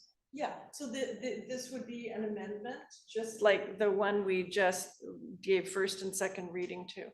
It would be an amendment that would then come back, and then we would decide on first, second, and third reading and adoption. Same as these ones, or staff can bring it back soon enough, then it could be incorporated as part of the amendments that we just passed. Okay, well, you know, honestly, potato here. You know, I've been on council 7 years now, dealing with this as one of the most contentious, divisive issues in our community. And you know, over the years, we've gotten various reports about the financial implications, the staffing and implications and whatnot. And you know, to see this report's really great, to see all the things that we're doing to improve the health of our environment, and particularly like the addition of permeability standards that we're adding in there, considering all the types of weather events we have. And, you know, I would even be interested in supporting the protection of trees at 20 centimeters in district lands and parks. But when it comes to private lands, I'm pretty sure, I know most member of council up here spend a lot of time out in the field visiting sites. And there are a lot of concerns in the community about these large trees on properties, whether it's on existing properties or properties being developed. And whether you believe it or not, there's actually a lot of people like yourselves out there choosing to live in heavily treed properties. I know it's always devastating when we see these properties built, clear cut for better word. But I do think it's divisive enough an issue in the community where as much wrong is being done, the right is there too. And I just think, for me, I'm not interested in pursuing this. We don't have enough information yet, particularly around what our housing requirements and building requirements are, which really takes the whole, a lot out of our hands. So at this point, I would suggest we either wait until we understand how we're moving forward with our housing mandates, wait for the LiDAR study, and then start taking more definitive actions around what we're going to protect and how. And I get that we're losing a lot to development and there's a lot of disease going on, but we are still a healthy community. And yeah, I know when I come to West Vancouver, it feels like a garden community. Come home, it just feels great being here, and I'd hate to lose that, but I'm not ready to start going down a road, making decisions on things that we just possibly don't have the right and all the necessary information on. Councillor Snyder. Yes, so I echo Councillor Thompson's comments. I'm a little concerned that it's a little premature. I'm not quite sure exactly what we're voting on here. Again, are we voting on the introduction or the bylaw that changes it, or are we voting on getting a report back from staff? Because I know that this has been discussed over the years. I mean, just in the last 3 years. I know Ms. Keith talked, a lot about, the impact on staffing levels that would be required for this, the impact that would have obviously in the housing, the planning department and permitting and what have you. So I'm concerned that, so I'm trying to find out exactly what it is we're voting on. If we're voting on a staff report that's going to provide that information to us, which I believe over time we've actually been provided, and so are we asking staff just to confirm what they provided in the past, or are we, looking to approve a change to the bylaw at this point before receiving that information? Because I am concerned that it's a little premature at this stage without knowing exactly what's going to be coming down the road as far as our housing goes. Thank you, Councillor Gambiol. Well, so just to remind everyone on council that Ms. Keith did respond this past week in an email to all of us when the question was put to her about whether this would increase staff costs. And her answer was that it would not significantly increase staff costs if this was related to development lots.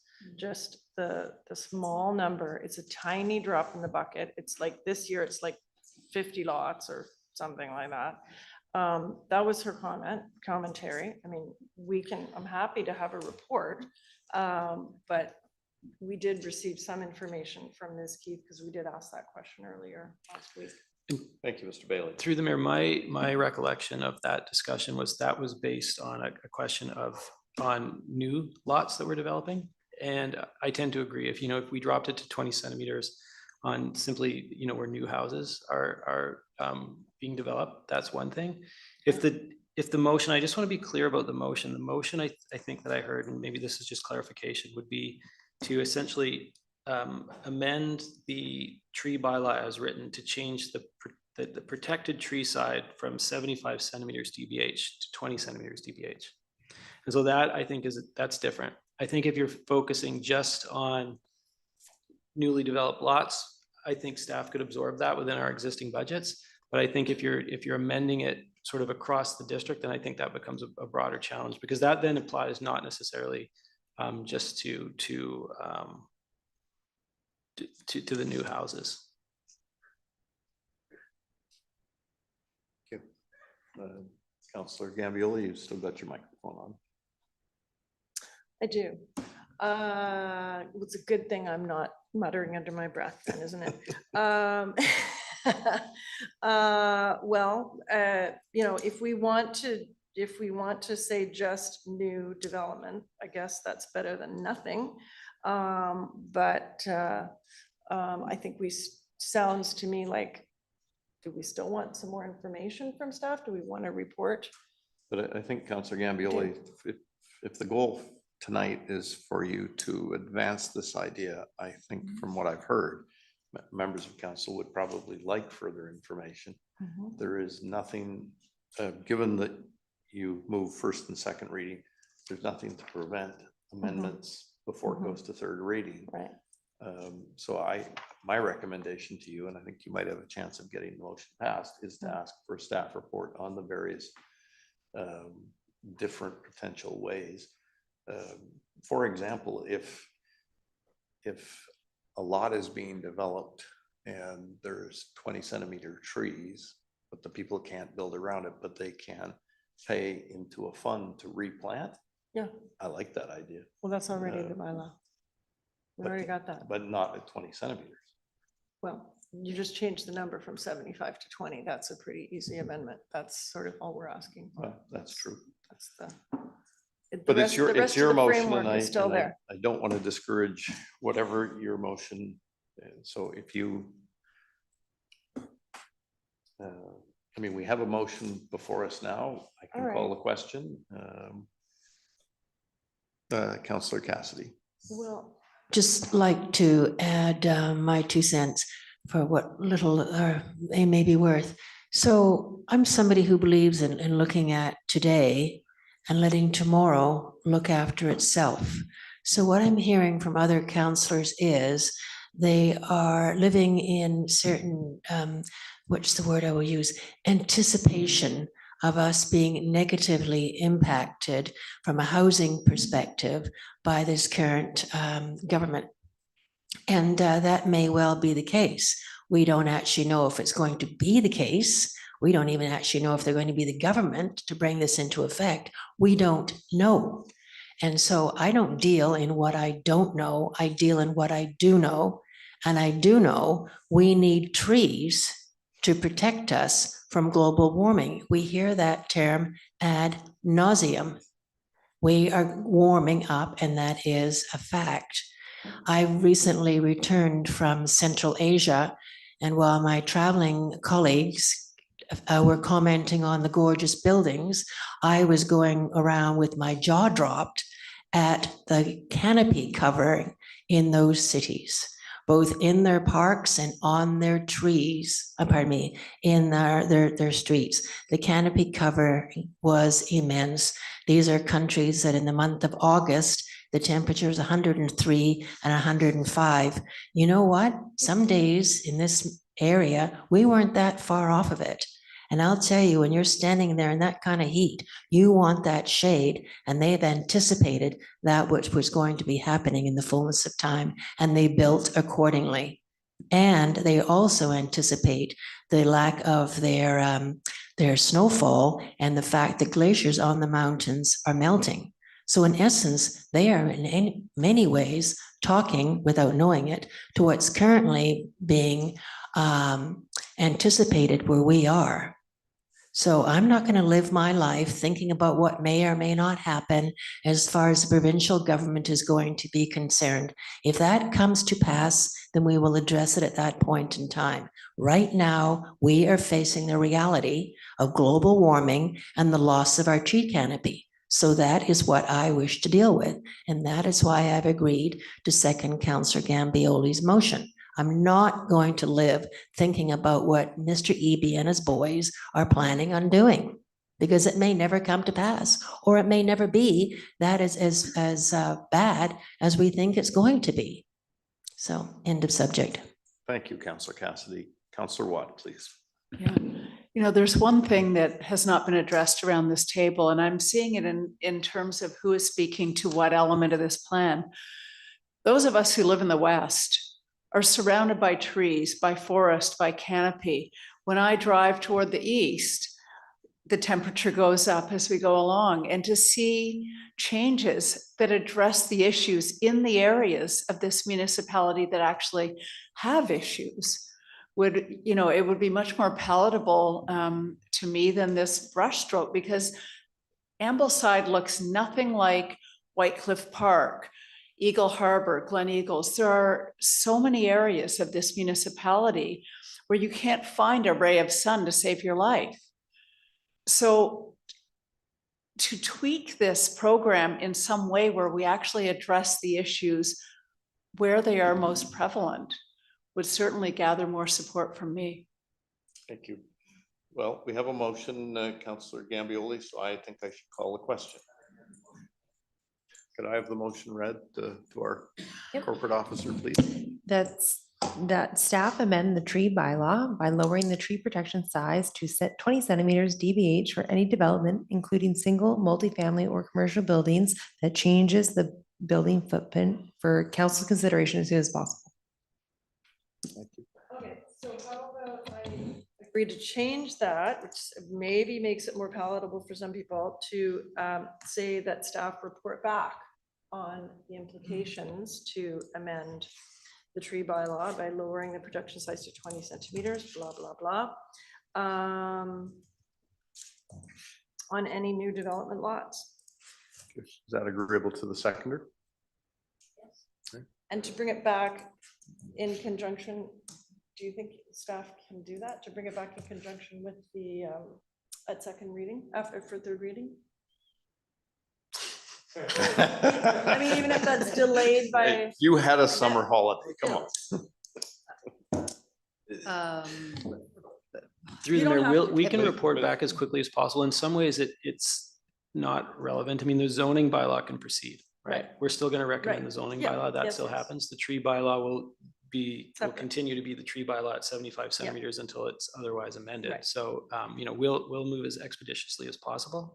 But, you know, I'm hopeful we can bring it back in quick manner. Very Okay. diplomatic. Mr. Okay. Mayor.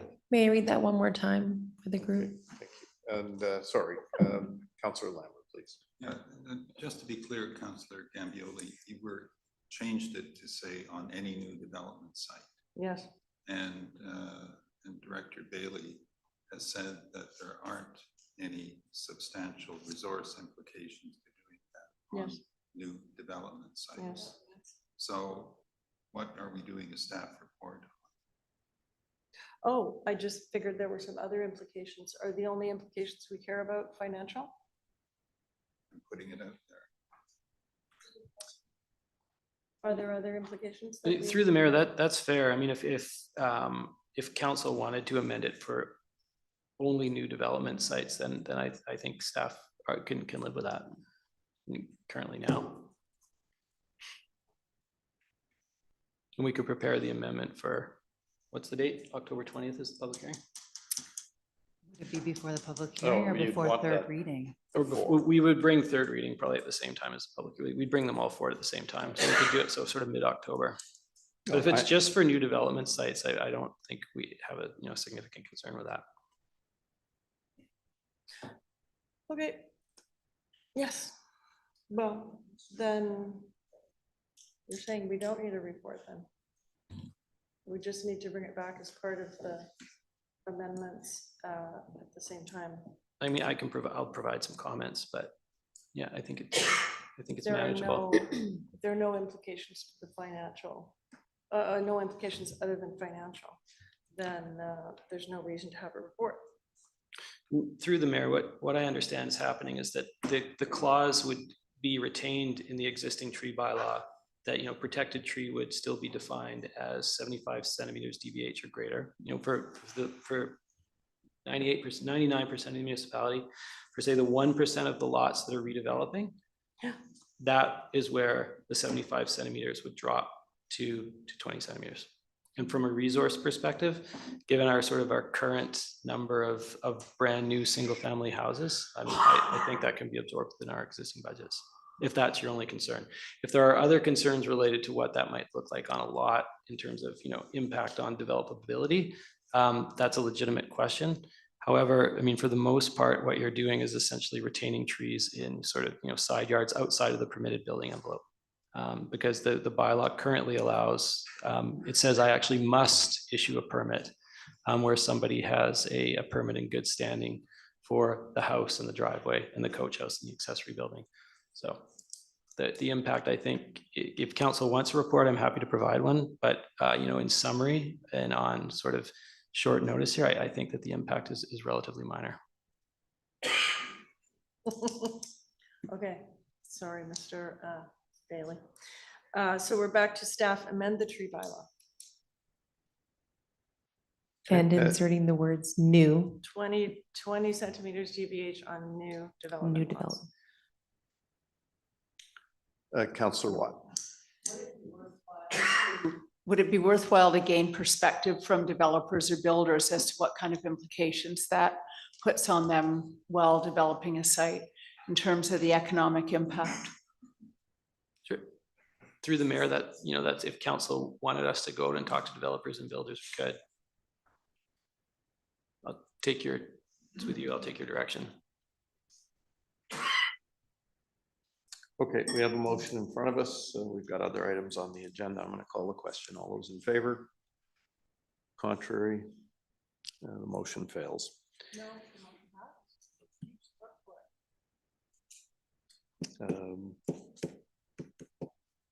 Okay, the motion passes. It's still got to come forward for amendment. Okay, let's move on. Yeah, I didn't raise my hand. Okay, let's move on to pay parking implementation.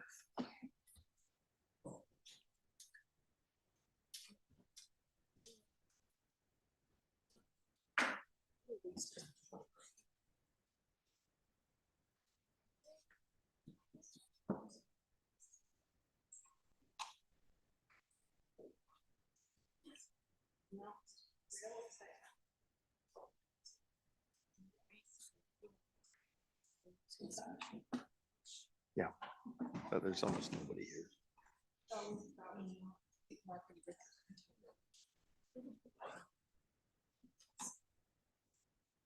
Just while we're setting up for a discussion on the pay parking implementation plan, I do want to advise members of the public that council has heard from a number of volunteer organizations in our community, and we have directed staff to investigate ways to address parking charges for those people who may not be West Van residents, but who are kind enough to volunteer their time, whether it's for a soccer club or the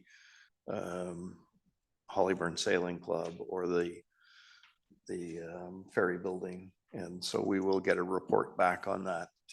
We are very sensitive to encourage volunteerism in the community and don't want the pay parking to be an impediment to that, those kind people. Over to you, Emily, please.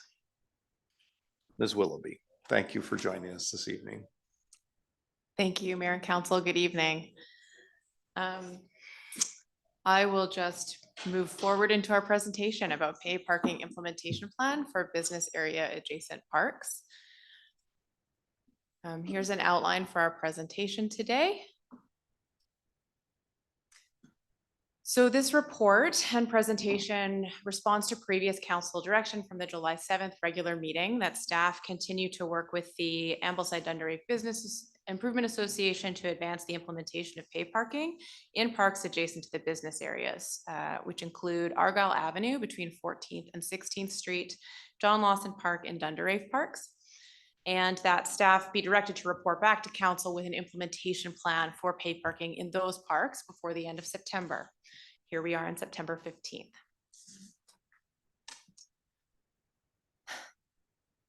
So one of the key concerns and considerations with regard to bringing pay parking into business adjacent parks with close proximity to the commercial area is the concern about spillover parking impacts. Spillover parking impact, that concern is that launching pay parking in these parks will result in people parking on street to avoid the parking fees, and that spillover parking will increase demand for limited on-street parking available adjacent to those parks.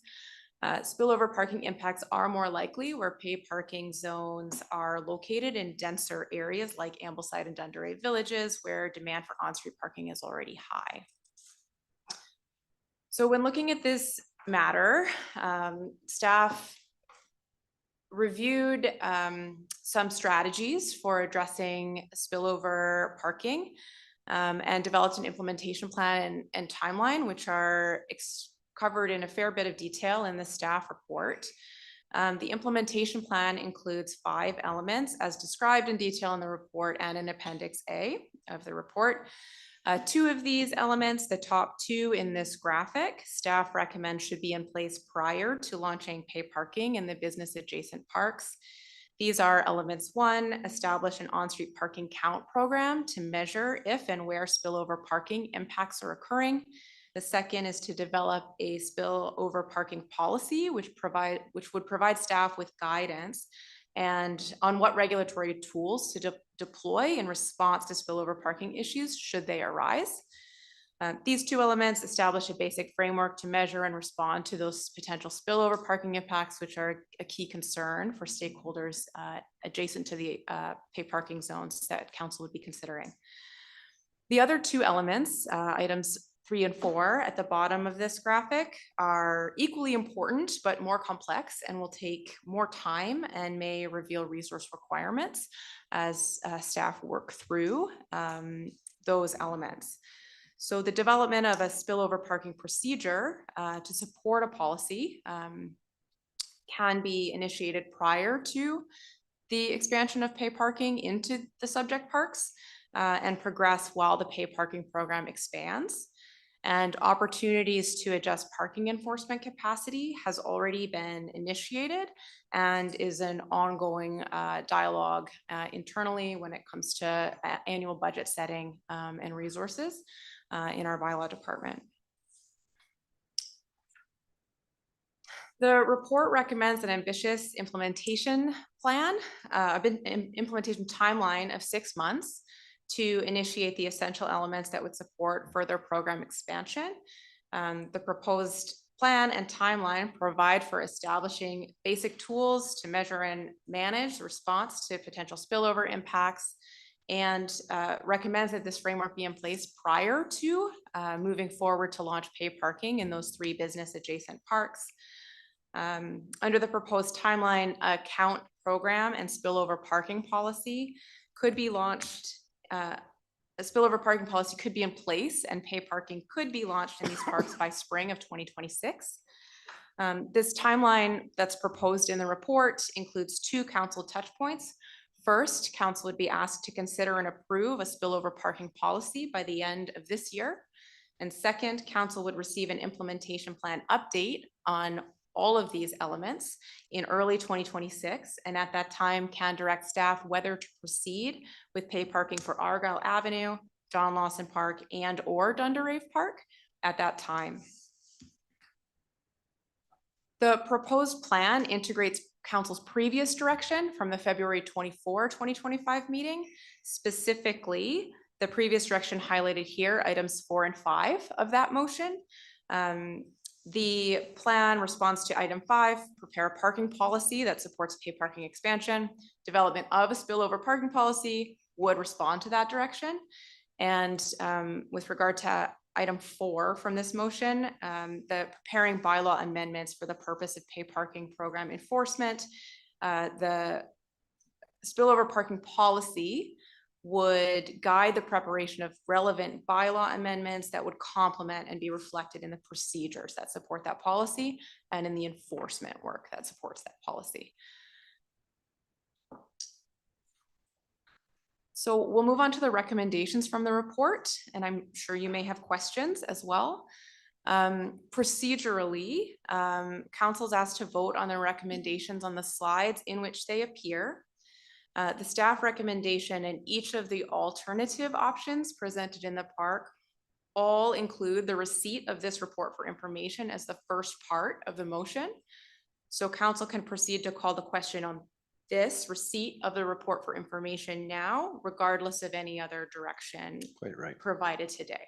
Quite right. And I will ask for a motion to that effect. And I've got Councillor Snyder making that motion, and that's seconded by Councillor Cassidy. Oh, you're right. Would you like to make that motion? Always right. Are you always right? Well, Wow. that when would be I'm not, I something. just don't agree with myself. Okay, thank you. Okay, I recommend that the report from the Senior Manager Engineering Services dated August 29, 2025, titled Pay Parking Implementation Plan for Business Area Adjacent Parks be received for information. Thank you, Councillor Snyder. Seconded. No discussion really needed on that. I'll call the question. All in favor? Contrary, carried. Thank you. We'll continue. Thank you. You're welcome. So the recommended option from the staff report is provided here. This reflects support for the implementation plan provided in the report with a proposed timeline of 6 months. It includes specific pieces of direction for staff that align with that proposed timeline. And by supporting the proposed plan and timeline, council will provide for a basic framework and necessary tools for staff to identify and respond to spillover parking challenges should they arise with this paid parking program expansion.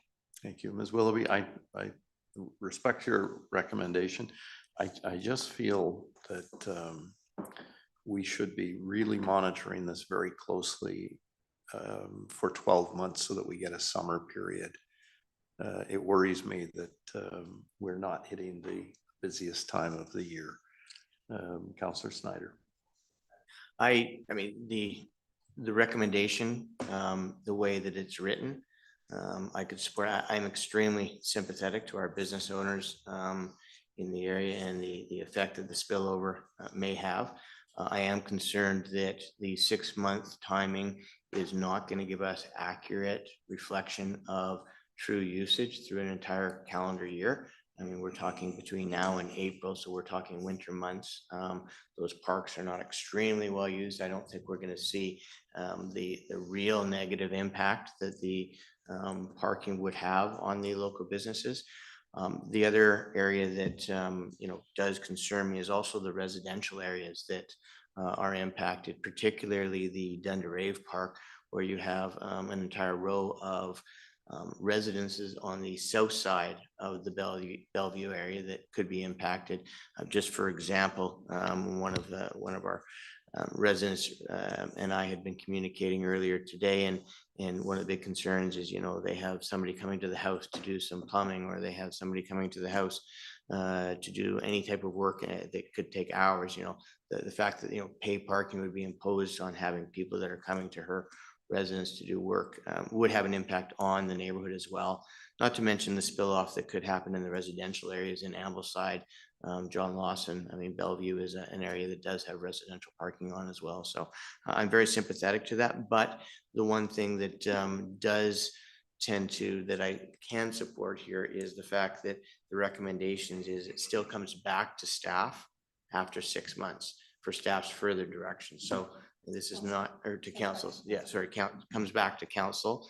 And for that reason, I'm okay to proceed with it on this basis, just because it'll still come back to us in 6 months' time, where we can, at that point, then if we don't have an accurate count, we can then extend it another time period as it is. But I'd be concerned about delaying it by an additional 12 months right off the bat. I mean, I would rather wait to see the 6 months and then evaluate again at staff's report before giving further direction. So from that perspective, that's why I do sort of approve this recommendation.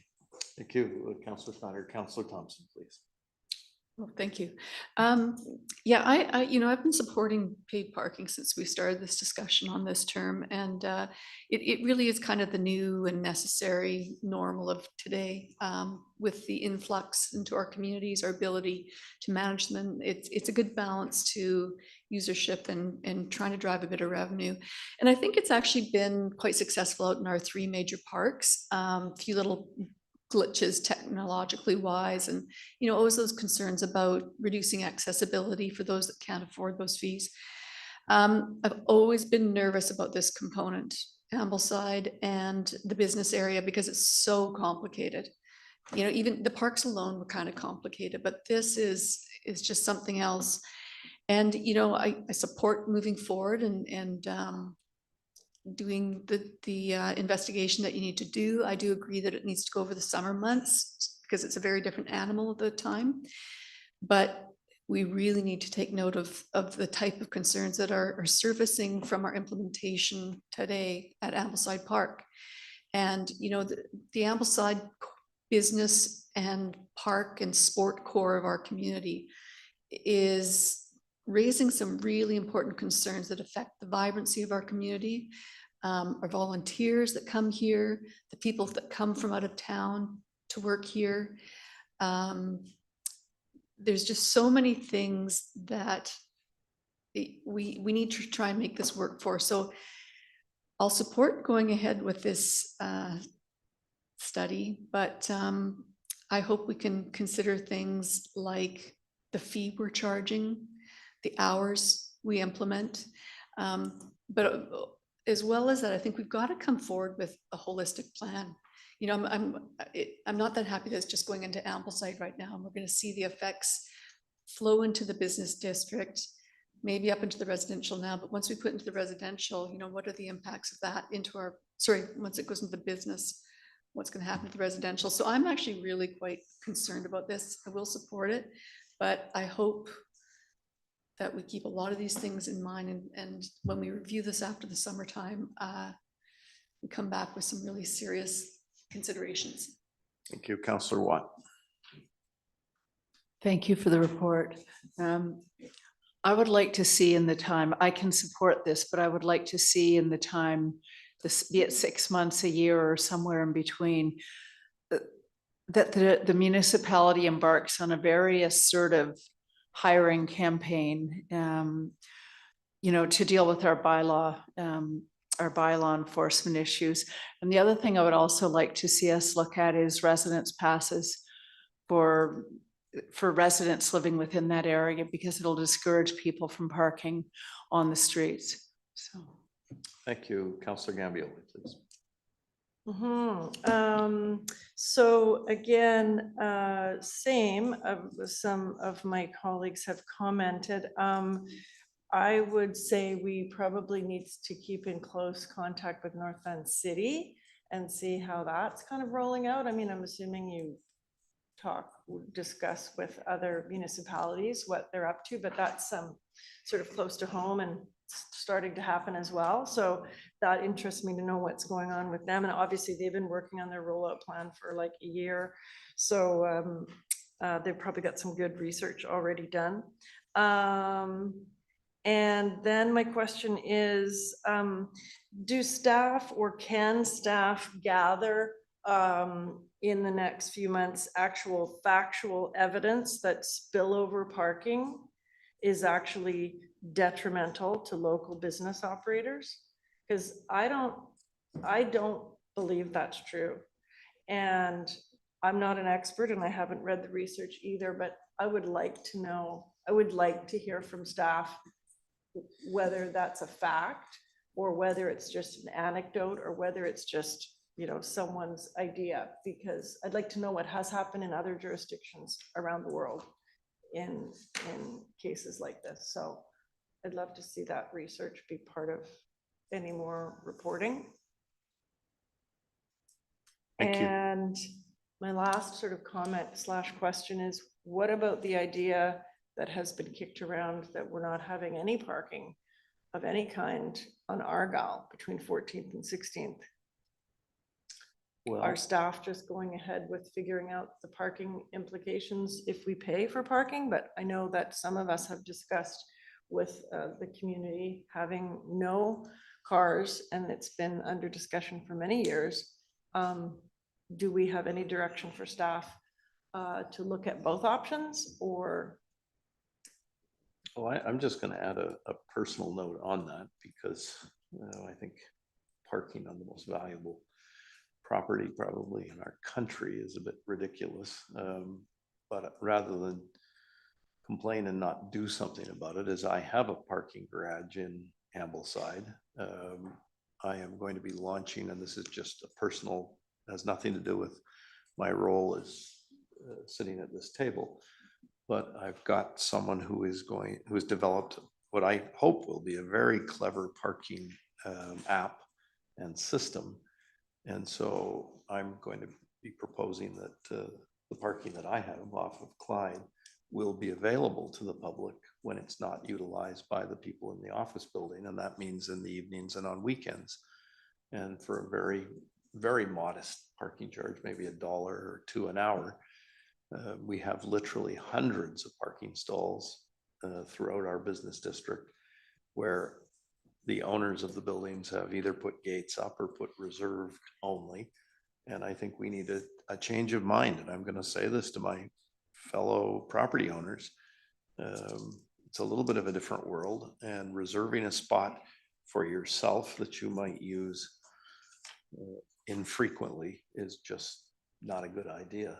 And I think if we can encourage property owners to make their spaces available, we can do an awful lot to help businesses in our community. And that's what my commitment is. And sorry, Councillor Gambioli, you're still flashing. So I know, so I just wonder, I mean, I would like to see staff maybe come back with, you know, the implications of both options, rather than just say it's going to be pay parking. I would love to see it, agree with you that it should be no parking. So I just wonder, you know, doesn't it make sense to sort of tackle that at the same time, or at least you know, look at the implications of that? I honestly think for that to be successful, I need to convince other property owners to free up their parking. And I think if and when we can do that, it will take a lot of pressure off the parking on Argyle. Okay, so you're doing a pilot project aside from district staff, Yes, and you're going to report back. I'm going to. In a And I few hope it months. works. And if it doesn't work, well, at least I tried. Councillor Cassidy, please. So further to Councillor Gambioli's point, yes, I would like to further a discussion with the elimination of parking on Argyle, the balance of Argyle from 15th to, I guess it's 18th there. When I was first on council, it was, you know, great hue and cries when we were taking away the parking from 13th to 14th on Argyle and the impact that that was going to be having on the sailing club. And we extended the bike path accordingly. Well, what I found, I walk that area frequently, and the cars are the least of your problems there, quite frankly. They go reasonably slowly, so if you're going to get hit, you might just get a broken hip or something like that. But it is actually those racing cyclists who don't even know the meaning of beside you, behind you, God help you, that are going to take you out. So I would like to see that bike path continued to 18th so that those individuals who do enjoy our walking facilities here can amble at leisure without fearing either A, the car, or B, the speeding cyclists. That's number one. So I'd like to follow up that discussion. But number two, to your point, Mayor Sager, with people opening up their garages to cars, what would be the insurance issues accordingly? Because if I decide to slam into, you know, the car next door or to me in my parking spot or into a part of your building or such, who's going to be legally liable in the insurance issue? Well, but it's no different than if you go to Lower Lonsdale. I mean, anywhere you park there, you're paying to park and you're in somebody's private building. Yes, but I'm assuming that those individuals have taken on the legal liability and the insurance factor they're in, should anything be happening within that building. I can't just think it's, you know, here's my parking lot, go for it. We live in a very litigious society.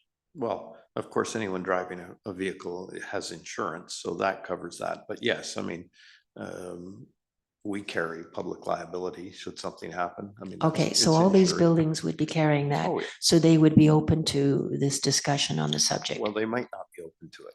No, but gotta be- I know how persuasive you are. I'm gonna try and be a little persuasive. You're a salesman. You can do I'm it. gonna try and you'll help me. Yes, yes, Good. yes, yes.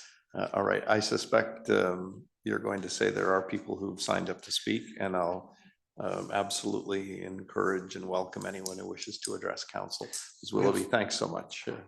We have 4 names on the speakers list: Ryan Emerson, Sandy Lytle, Nigel Malkin, and Maureen O'Brien in that order. Ryan Emerson. Thank you. Sorry, last name again is? Emerson. Emerson. Mr. Emerson, thanks for your patience. Thanks for being here this evening.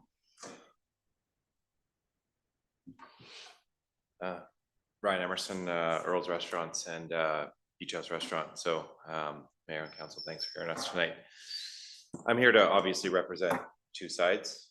The first obviously being our business interests. The spillover plan, obviously hearing that is unbelievable. Hearing that we'll look to see the impacts for a full year is much needed, given we're coming out of summer right now. And I even took a drive down there tonight, and the beach was rather empty, and so are the restaurants. So the effect over 6 months is likely not to be felt for our business. The second one that I haven't heard yet that I think would be really important is just we employ up to 300 individuals in our restaurants, and many of them don't have access to extensive bus schedules. So our staff, they pull up into vehicles and they do their best they can to get to work. They have now a burden in front of them, being very low income earners on the pay parking in the area, and very few other options to find parking at an affordable rate. So it would be great if we could, if the council could look at how to alleviate that. Possible extensions to schedules for buses and public transit would be very advisable for those individuals. So thank you. Yeah. Mr. Emerson, really interested, and I think your building is a great example, because you do have public parking underneath the building, and I go there and oftentimes it's empty. And I'd love to talk to you and show you what I'm proposing, because it's a parking app for West Vancouver, and it works on a system of cameras that identify empty parking stalls. And so the hope is that business owners such as yourself and myself would tell people, go on the Park It West Van app, and it will actually show people where there are vacant, empty parking stalls. And I'd love to show you and see if I could encourage you to encourage the I don't know whether it's the Strata or whoever controls the parking, to consider implementing this. It's developed by a fellow who's done the parking at the airport and for the library and other areas where, you know, you go in now and it identifies, you can see the green lights and the red lights where there are empty stalls. This is just taking it one step further, that you could actually look on your phone on West Vancouver Park It and go, oh, there's empty spaces under the Grosvenor building or on Clyde Avenue. And so people, rather than driving around in circles looking for parking, know that they can go there and find an empty spot. yeah, obviously the Grosvenor would be responsible for that. We don't have access to that, but You could encourage them. I we think could- you'd be we could for quite, sure. quite influential. Absolutely. Yeah. More influential than I'll be, so. Yeah, absolutely. Well, Thank you. Thanks for your time. Thank you. And the next speaker is Ms. Lytle. Sandy Lytle. Ms. Lytle, nice to see you. Thanks for joining us this evening. Well, thank you. Well, good evening, Mayor and Council. The very first time I spoke at Council was in 2008, and it was about parking. So here I am 17 years later, still talking about parking. I support paid parking for a lot of reasons that I'll go through, and the revenue we get from that is just a happy little bonus. Ambleside is the only beach park with free parking in Metro. The problem is that people are coming from far and wide because it's free, and our parking facilities there are very limited. And as you probably know, human nature is such that some people will stand on their head and stick nickels if it's free. They will be lining up for that parking. We're getting increased traffic. People are circling the park. People are driving up and down Bellevue. The traffic is backed up to 15th on Bellevue, and it's putting pedestrians at risk. I remind you, there was a fatality at 13th of the park not too long ago. As we get increased density, we are going to need the park for people here that are living close by, and the overcrowding is crowding out locals, and these cheapskates, pardon me, are crowding out locals. Last week, in the TV news, there was an article or a spot about parking at Ambleside becoming pay parking. The two people they interviewed decried. They were having to pay for parking, and it was the only free parking in all of Metro. They were asked, did they live in West Vancouver? No, they didn't live in West Vancouver, but they wanted the free parking here. And letters I noticed to mayor and council to correspondence by people complaining about pay parking are people that do not live in West Vancouver. We are providing pay parking for Greater Vancouver, so it seems. And last time I went to the shipyards, I paid $26 for parking. I could have taken the bus, that's true, but it didn't occur to me to write up Mayor Buchanan and make a complaint about how much the parking was costing me. The beachgoers are not popping up to the business district for a haircut or a diamond ring. And as a West Van taxpayer, I'm not too interested in paying for the recreational opportunities, the facilities, and the upkeep for freeloaders. The businesses I sympathize with. It's a problem. I have trouble stopping when I need to stop, and we need enforcement. We need enforcement to protect our businesses. If there is a blitz and a few people get an $80 ticket for parking, that might slow down the people that are parking elsewhere. And spillover is not new, and it's not exactly spillover. In the morning, parking spot is full in Ambleside, and people are parking up and down the street. I live 2 blocks from the street, and I see them unloading. Whether there's pay parking or not will not stop that from happening. Commuters are parking, getting on the fast bus, going to Vancouver, going to Horseshoe Bay, and blocking access to parking for all these businesses. Recently, I saw a moving van roaring and waiting for its employees to park their cars, get out, climb into the moving van. The same with an HVAC company. It's not spillage, and it's not people from the park that are not wanting to pay for parking. We're That's parking, time, ma'am. park and ride for people from all over the place. And now I notice that rentals are charging or charging more, and people are now parking on the street. They're parking overnight in loading zones because they all know that at 8 o'clock bylaws go home. This needs addressing. Pay parking is a small piece of the puzzle. Even occasional enforcement and it would provide a little turnover, and a few tickets may help move people along. Thank you. Ms. Lytle, thanks so much for your comments.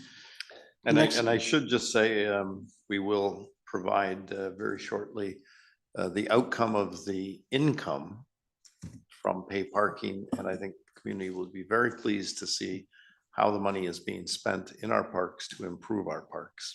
As I say, it's a happy little surprise. Yes, to it's- have- it's- To have that to pay for the upkeep, but it's not people just coming out of the park that don't want to pay. It's people commuting to work, commuting to Horseshoe Bay. Thank you. Going to their businesses, and that, as I say, it's like slow that down. Thank you, Ms. Lytle. Mr. Malkin, thanks for joining us this evening. Good evening, Mayor and Council. As a very weary small business owner who survived COVID, most of you at the table will recognize me from the Beeline days. I lost 108 pounds working to go and keep my business alive. And on Saturday, I wasn't at the shop. I was doing other things working. My business sales of work coming in was down 40% week over week from the week before. And the outgoing orders were down 25%.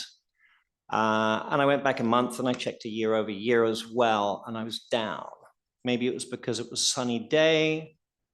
Maybe it was because I wasn't in the shop.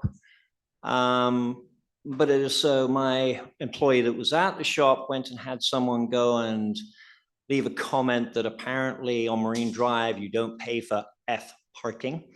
There was someone else that said something else derogatory about, oh no, it's just, there's no one that enforces bylaw in West Vancouver, which is absolutely true. Anyone that's here, park on Marine Drive. There's no bylaw enforcement, zero.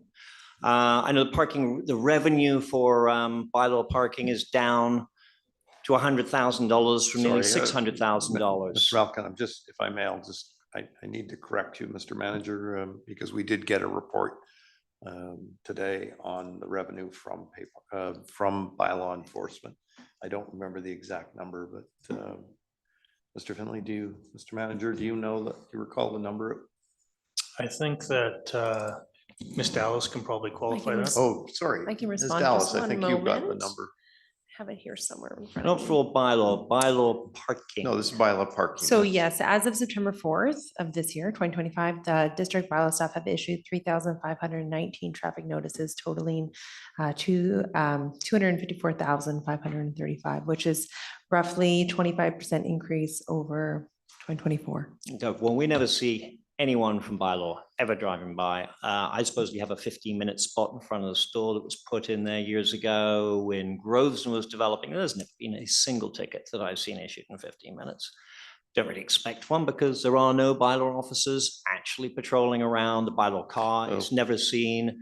I may be being facetious, but the bottom line is, before you implemented this, you should have had 6 months of decent enforcement of parking regulations in the business district. And therefore people wouldn't just say, oh, piss it, I'll go and park in front of Malkin's and I'll leave my stuff. Because there was a family arrived, they had a little cart, they filed all their stuff for their kids, they went down the park. That's great that they're going to park. I took my kids to park. I hope to take my grandkids to the park. May not be able to afford to because I may be put out of business, but I can't survive 40% down in sales. So either you get some bylaw people out or I'm out of business. Thank you. Thank you, Mr. Malcolm. The next speaker on the list is Maureen O'Brien, followed by Neil Carroll. Thank you. Ms. O'Brien, thanks for joining us this evening. Thank you. Maureen O'Brien, Ambleside Dundry Business Improvement Association. Just before I start, I'm hoping that Emily will be able to finish her presentation because I think she has some alternative choices rather than the recommended option. She had other options. So I'm hoping that she gets to show them because our recommendation is for option 2, alternative 2, which is to proceed more slowly, giving it a full year. If you would like to see what the impact is with having no parking on Argyle, then I would suggest that you do a full year because you have Harmony Arts in there for 3.5 weeks with no parking for almost 3.5 weeks. So it's a perfect opportunity to see what the impact is like with no parking on Argyle between 14th and 15th and 14th and 17th. And again, as you've all noted, doing a study that doesn't include off-peak months is a little bit pointless. You made reference to revenue. That's great. Again, 10 years ago in today's dollars, the revenue was 535,000. So you're still going to be off that mark unless you're doing a huge blitz in the next 3 months. You could generate a lot of revenue from just having the enforcement. I understand that there's costs with employees, but sometimes just having the presence of people on the street is enough to inhibit. Just this evening while I was sitting here, someone texted me and said Ambleside Park is quite busy. Families, they're out at the beach, they're having picnics, they're enjoying it. No one's parked there, but Bellevue's full, Argyle's full, 14th is full all the way up to Dutchess. So, and Clyde is full. So they drove around and checked. So this is day one. Again, you all know about the impact this is going to have on small businesses. We are hearing about some of the negative backlash from rushing the rollout of Ambleside Park. I know Ambleside Park has been discussed for a long time. A lot of people in the community weren't aware of it. I know because I come to meetings, I'm engaged, I follow, but a lot of people don't. And if you're going to move forward on more paid parking, it needs to have an engaged, not informed approach. Our community deserves to be a part of this, and so do our residents. I fielded calls, and I don't deal with residents. I'm not accountable to residents. I fielded calls Friday and Saturday. I don't even know how many residents I spoke to that are concerned about this.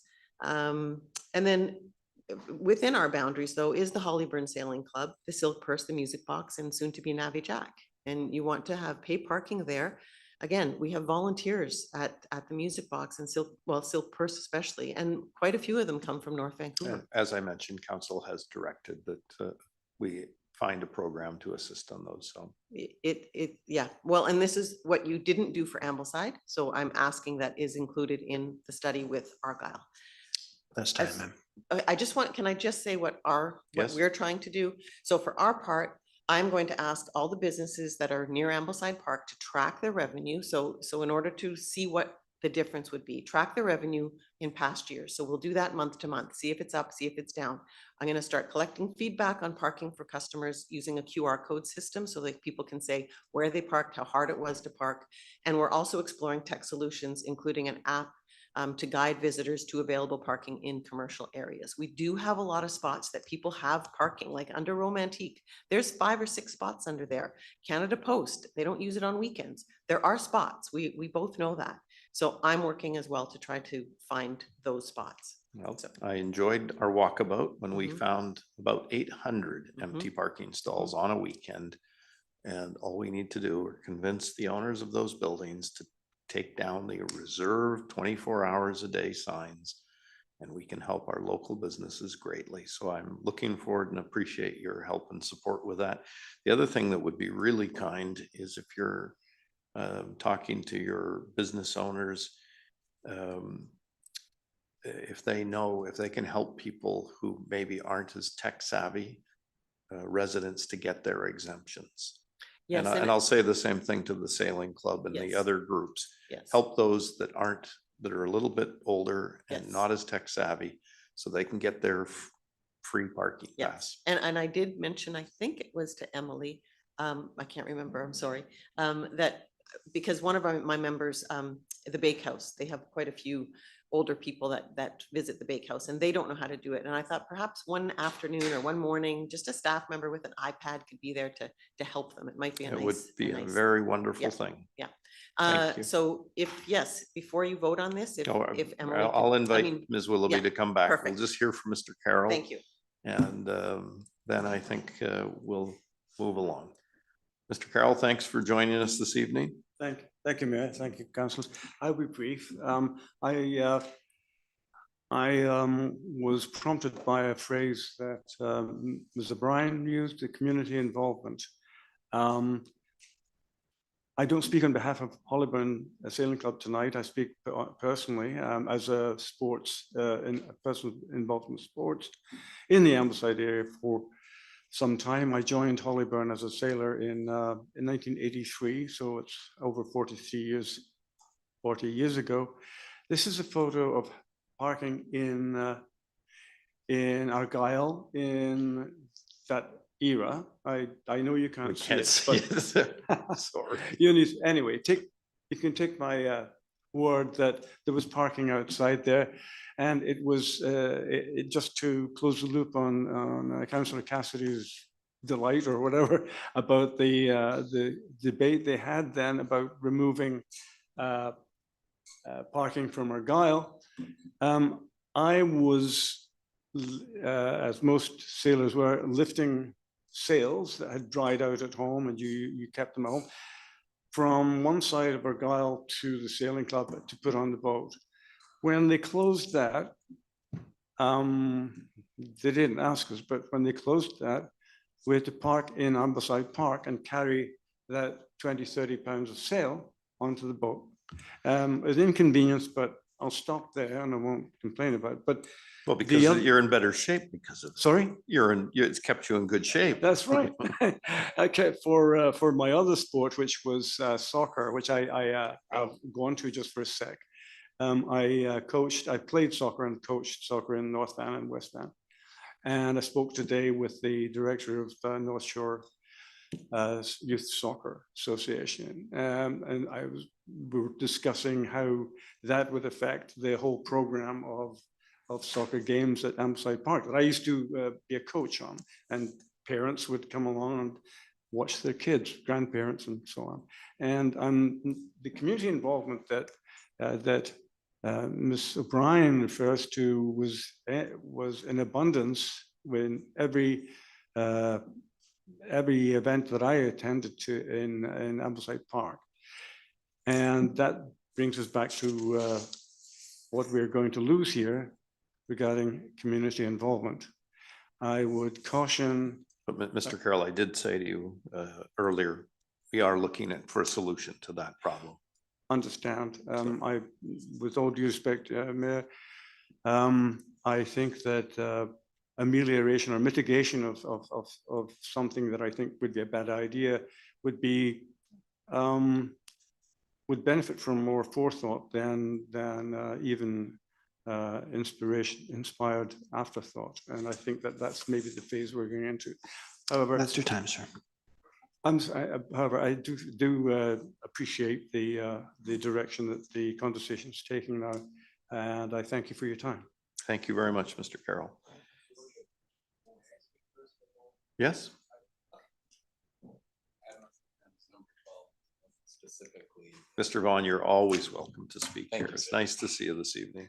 Thank you very much. We've heard loud and clear from Mayor and Council that you guys are, I'm Mark Vaughn, past president of West Van Field Hockey, a resident and a business owner in Ambleside.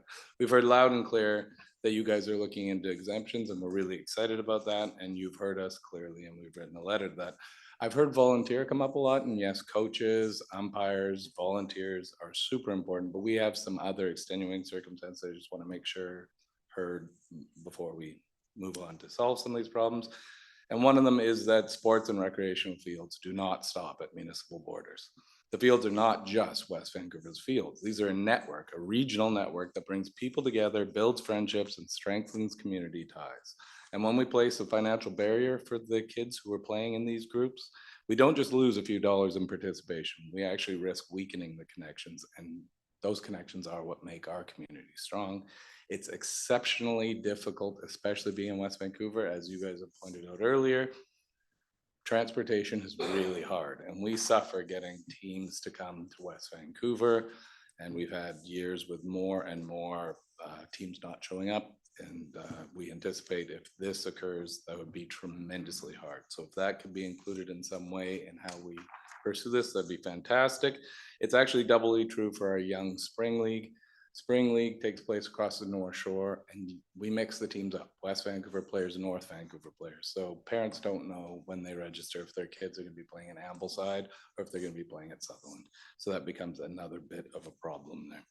One solution that would work well for us, and we hope you can look at it, but it may not work for others, would be just charging during summer when the Ambleside is tremendously busy. That's not a time where sports are as active, and the sports that are active are much more locally focused. Thank you very much. Thank you, Mr. Vaughn. Ms. O'Brien? I forgot to thank Emily and Stephen. They've been great to work with, very responsive to all of my questions. They've met with myself and our VIA board. So I just want to acknowledge their hard work to get us this far. We're always grateful when people appreciate our fine staff. And with that, I'll ask Ms. Willoughby if she'd be kind enough to come back. Did you wish to continue? Sorry, Certainly. So the recommended option from the staff report is here on the screen. As you can see, it has that proposed timeline of 6 months. The staff report included a couple of alternate options for council's consideration. If the 6-month timeline with that touch point in before April of 2026 to get an update and make a decision whether to proceed with implementing pay parking in 1, 2, or 3 of these parks isn't what council wants to move forward with tonight. Staff proposed in the report an alternate option to move more quickly, although this was not recommended by staff, or as Ms. O'Brien mentioned, an alternative to proceed more slowly, which would be a similar implementation plan, but with a revised timeline of 12 months that would allow staff for more time to prepare and implement that count program mentioned in the report, where the count program would measure on-street parking trends for 12 months prior to council making a decision whether to proceed with launching pay parking in those 3 business adjacent parks from the report. So I can leave this alternative on the screen if you prefer voting on a 12-month option, or we can look back at the 6-month option with a few council touch points to provide further direction. Thanks very much. I think did I get a motion on the floor? I did, didn't I? No, I do not. All right. Councillor Cassidy, would you like to make a motion, please? Would. Recommend that council supports the implementation plan provided in the report from Senior Manager, Engineering Services dated August the 29th, 2025, titled Pay Parking Implementation Plan for Business Area Adjacent Parks with proposed timeline of 6 months. 2, staff prepare the proposed spillover parking policy and bring it forward for council consideration and approval at a regular council meeting before the end of 2025. 3, staff prepare a traffic count program to measure on-street parking trends in areas adjacent to where pay parking is implemented to be funded by pay parking revenue. And 4, staff report back to council before April 2026 with a progress update and to confirm council direction before launching pay parking in business adjacent parks, Argyle Avenue between 14th and 16th, John Lawson Park, and/or Dunderave Park. Is there a seconder? Thank you. Well, again, I would have taken the slow motion, but there we go.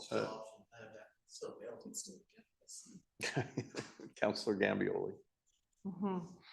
I would just say, again, on that fourth part of the motion, that I'm hoping staff could come back with some alternatives to pay parking between 14th and 16th on Argyle. As in other words, I mean, no parking, what the implications might be. And yeah, I agree with this motion. I suspect what's going to happen is this is going to get really complicated, and we may well be in a position in April that we're not ready to go ahead, but at least it gives us the option to get the information back that we have so far and sort of see how it's going. So I think this is okay for now. So you're requesting to the mover make a friendly amendment. Councillor Cassidy, are you accepting the friendly amendment? Or just if staff are taking that under advisement. You've heard. Okay, it's all right. Staff have taken it under advisement. It's fine. Just to come back with options, the 2 options. Okay, Councillor Watt, please. Yeah, so the difference between these 2 recommendations is 6 months versus 12. And I'm wondering about a friendly amendment to put it 8 months, which would see us through to the end of June, which would give us a better idea as we get into the warmer days. Councillor Thompson. Well, I'm actually just thinking we should go with the recommendation for 12 months, because otherwise we're just going to be doing this again in 6 months without the information that we need. And so I would hope that I can appreciate Councillor Cassidy's interest in pushing this forward, but we want to get it right. And if we can just wait and get a full account of how this is going to impact the community, I think we're better off waiting the 12 months. Thank you, Councillor Cassidy.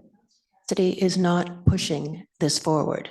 That was the motion, the recommendation that staff had given us, and that is the recommendation that I continue to agree with. I assume that within the next 6 months, we will have sufficient data either to advance as outlined or to give ourselves another 6 months. Because we say 6 months doesn't mean that it's going to be a done deal in 6 months. It's going to give us some semblance of an outcome, either full information or not.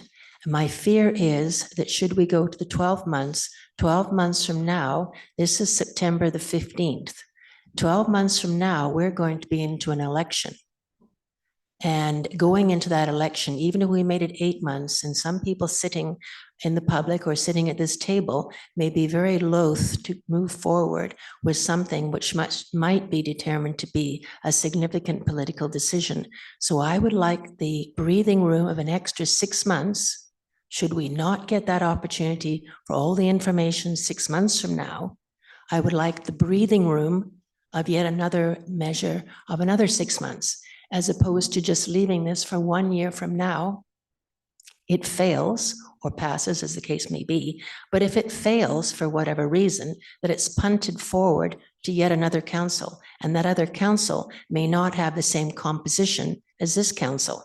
So that is my reasoning for going forward with the 6 months. We still have the opportunity to add another 6 months to the equation, making it September, or making it 2 more months or 4 more months. We still have that large yes as far as time is concerned.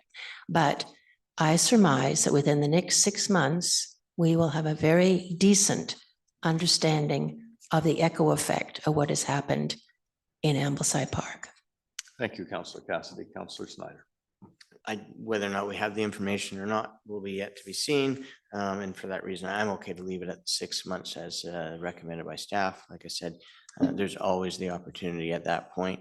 If we decide after 6 months we don't have the information, we have that option to move forward. But I agree with Councillor Cassidy that if we move it to 12 months now, then after 12 months, where do we? All right, we'll just call a question. All those in favor? Contrary, the motion is carried. Thanks very much, everyone, for the input and consideration. We'll move to item number 6, please. Councillor Gambioli. All right. Sleep at the wheel. Okay, I will recommend, there's no staff report for this, right? No. I will recommend the proposed council committee procedures bylaw number 5020, 2019 amendment bylaw number 5390, 2025 be adopted. Thank you. Any discussion? Call a question. Those in favor? Contrary, carried. Item number 7, fees and charges. Councillor Watt, please. Yep.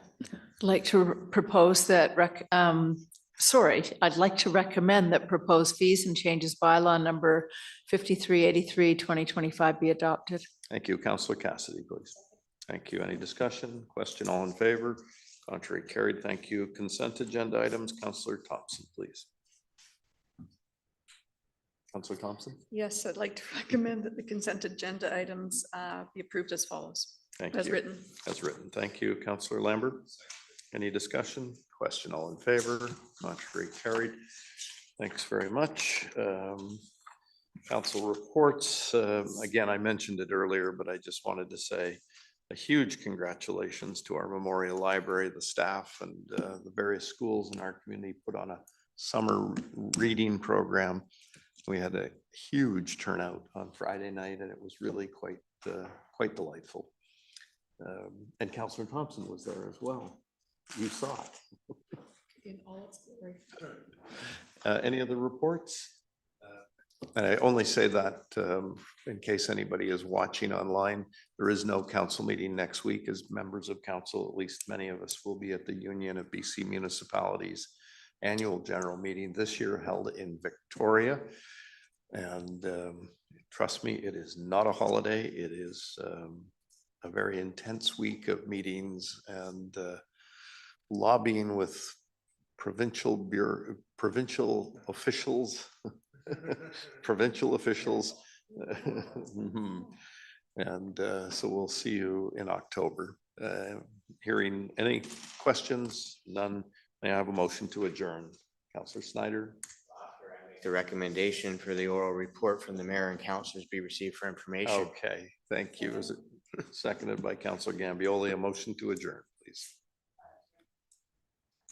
The September 15th, 2025 regular council meeting be adjourned. Thank you. Is it seconded? Councillor Watt, all in favor? Contrary, carried. Thanks very much. Have a great evening, everyone. We did, but Hope got it anyway.